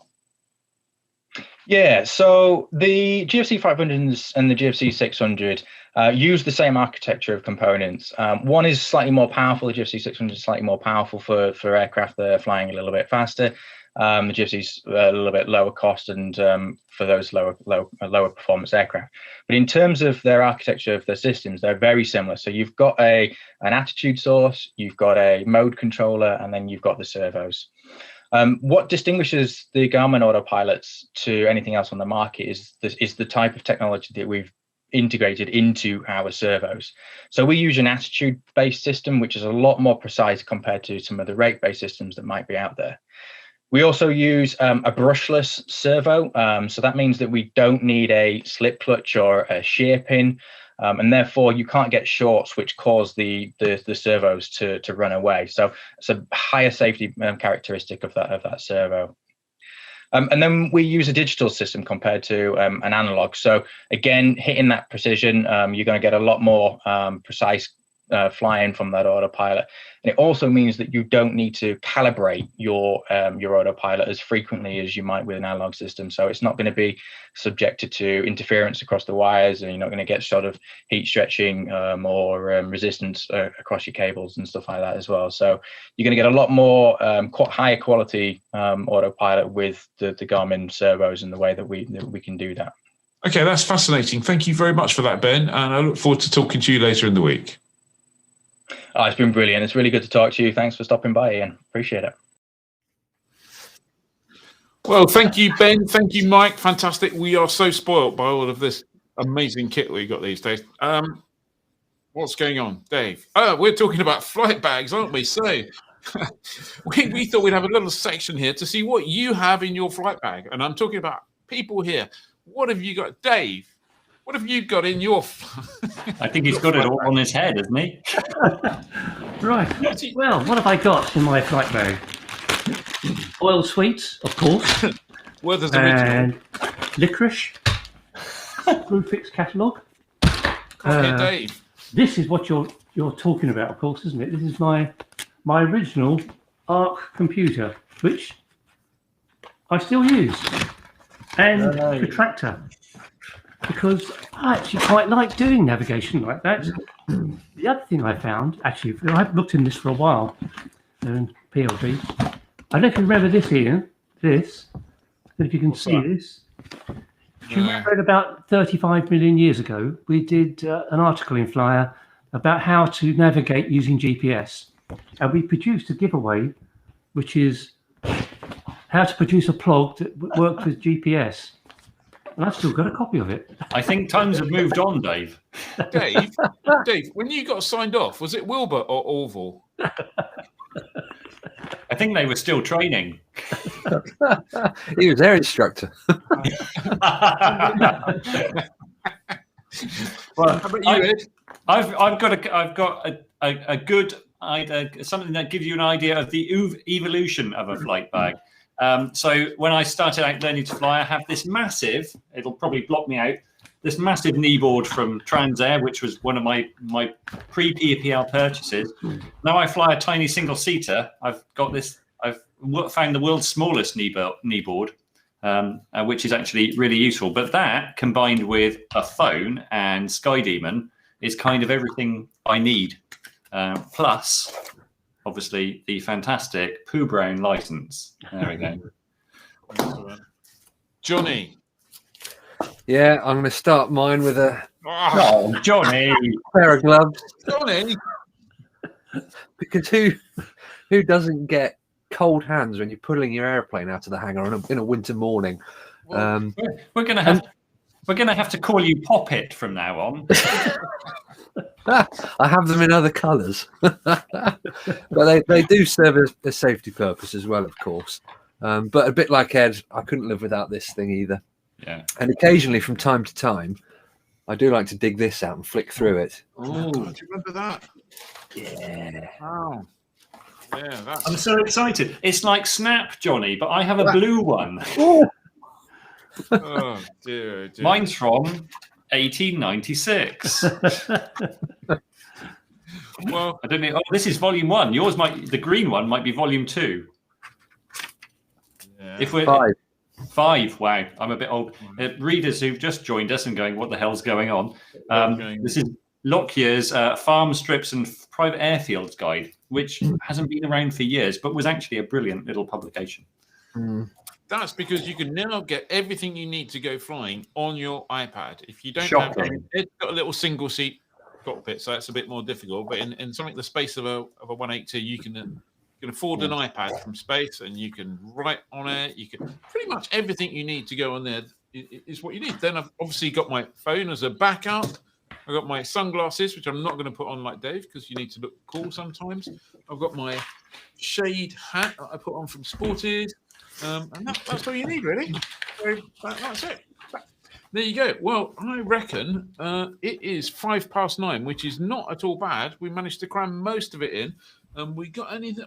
Who's Dr. Strangelove? That's a bit strange. So I'm going to give you a quick reminder that there is a Pooleys competition. Go over to the Pooleys website, go click on the ad and enter the Pooleys competition. You may win a Bose A20 with Bluetooth, a Garmin D2 Airwatch, £250 gift card with Pooleys. Tomorrow, we've got the Pooleys competition still, plus the Garmin competition with 2 Aero 660s and a D2 Airwatch. A quick reminder, there you go on the screen, lovely. A quick reminder that there has never been a better time for new members to join the LAA. It's normally 60 plus quid. This week, you can get it for 30 quid. All you have to do is phone up the LAA, tell them you heard it on Fly Alive, and they'll sign you up for 30 quid. And you get 12 issues of the magazine for that. I mean, there's probably, apart from the Flyer Club, which is the absolute best value that you get in general aviation, then that's got to be the second best thing value you get in general aviation. So lastly, a quick thank you to our sponsors, uAvionix, Bose, Garmin, Cirrus, Leading Edge Aviation, Mistral, Pooleys, Bristol Ground School, and Textron Aviation. Thank you all very much. Thank you, Ed. Thank you, Dave. Thank you, Johnny. Thank you, production team at Redison. We will see you all tomorrow night. And don't forget, if you're watching this on YouTube, please give us a like, leave some comments, hit the bell, all that kind of stuff that the young kids do on YouTube. So thank you very much. Good night and enjoy your wine and beer. Good night. Good night.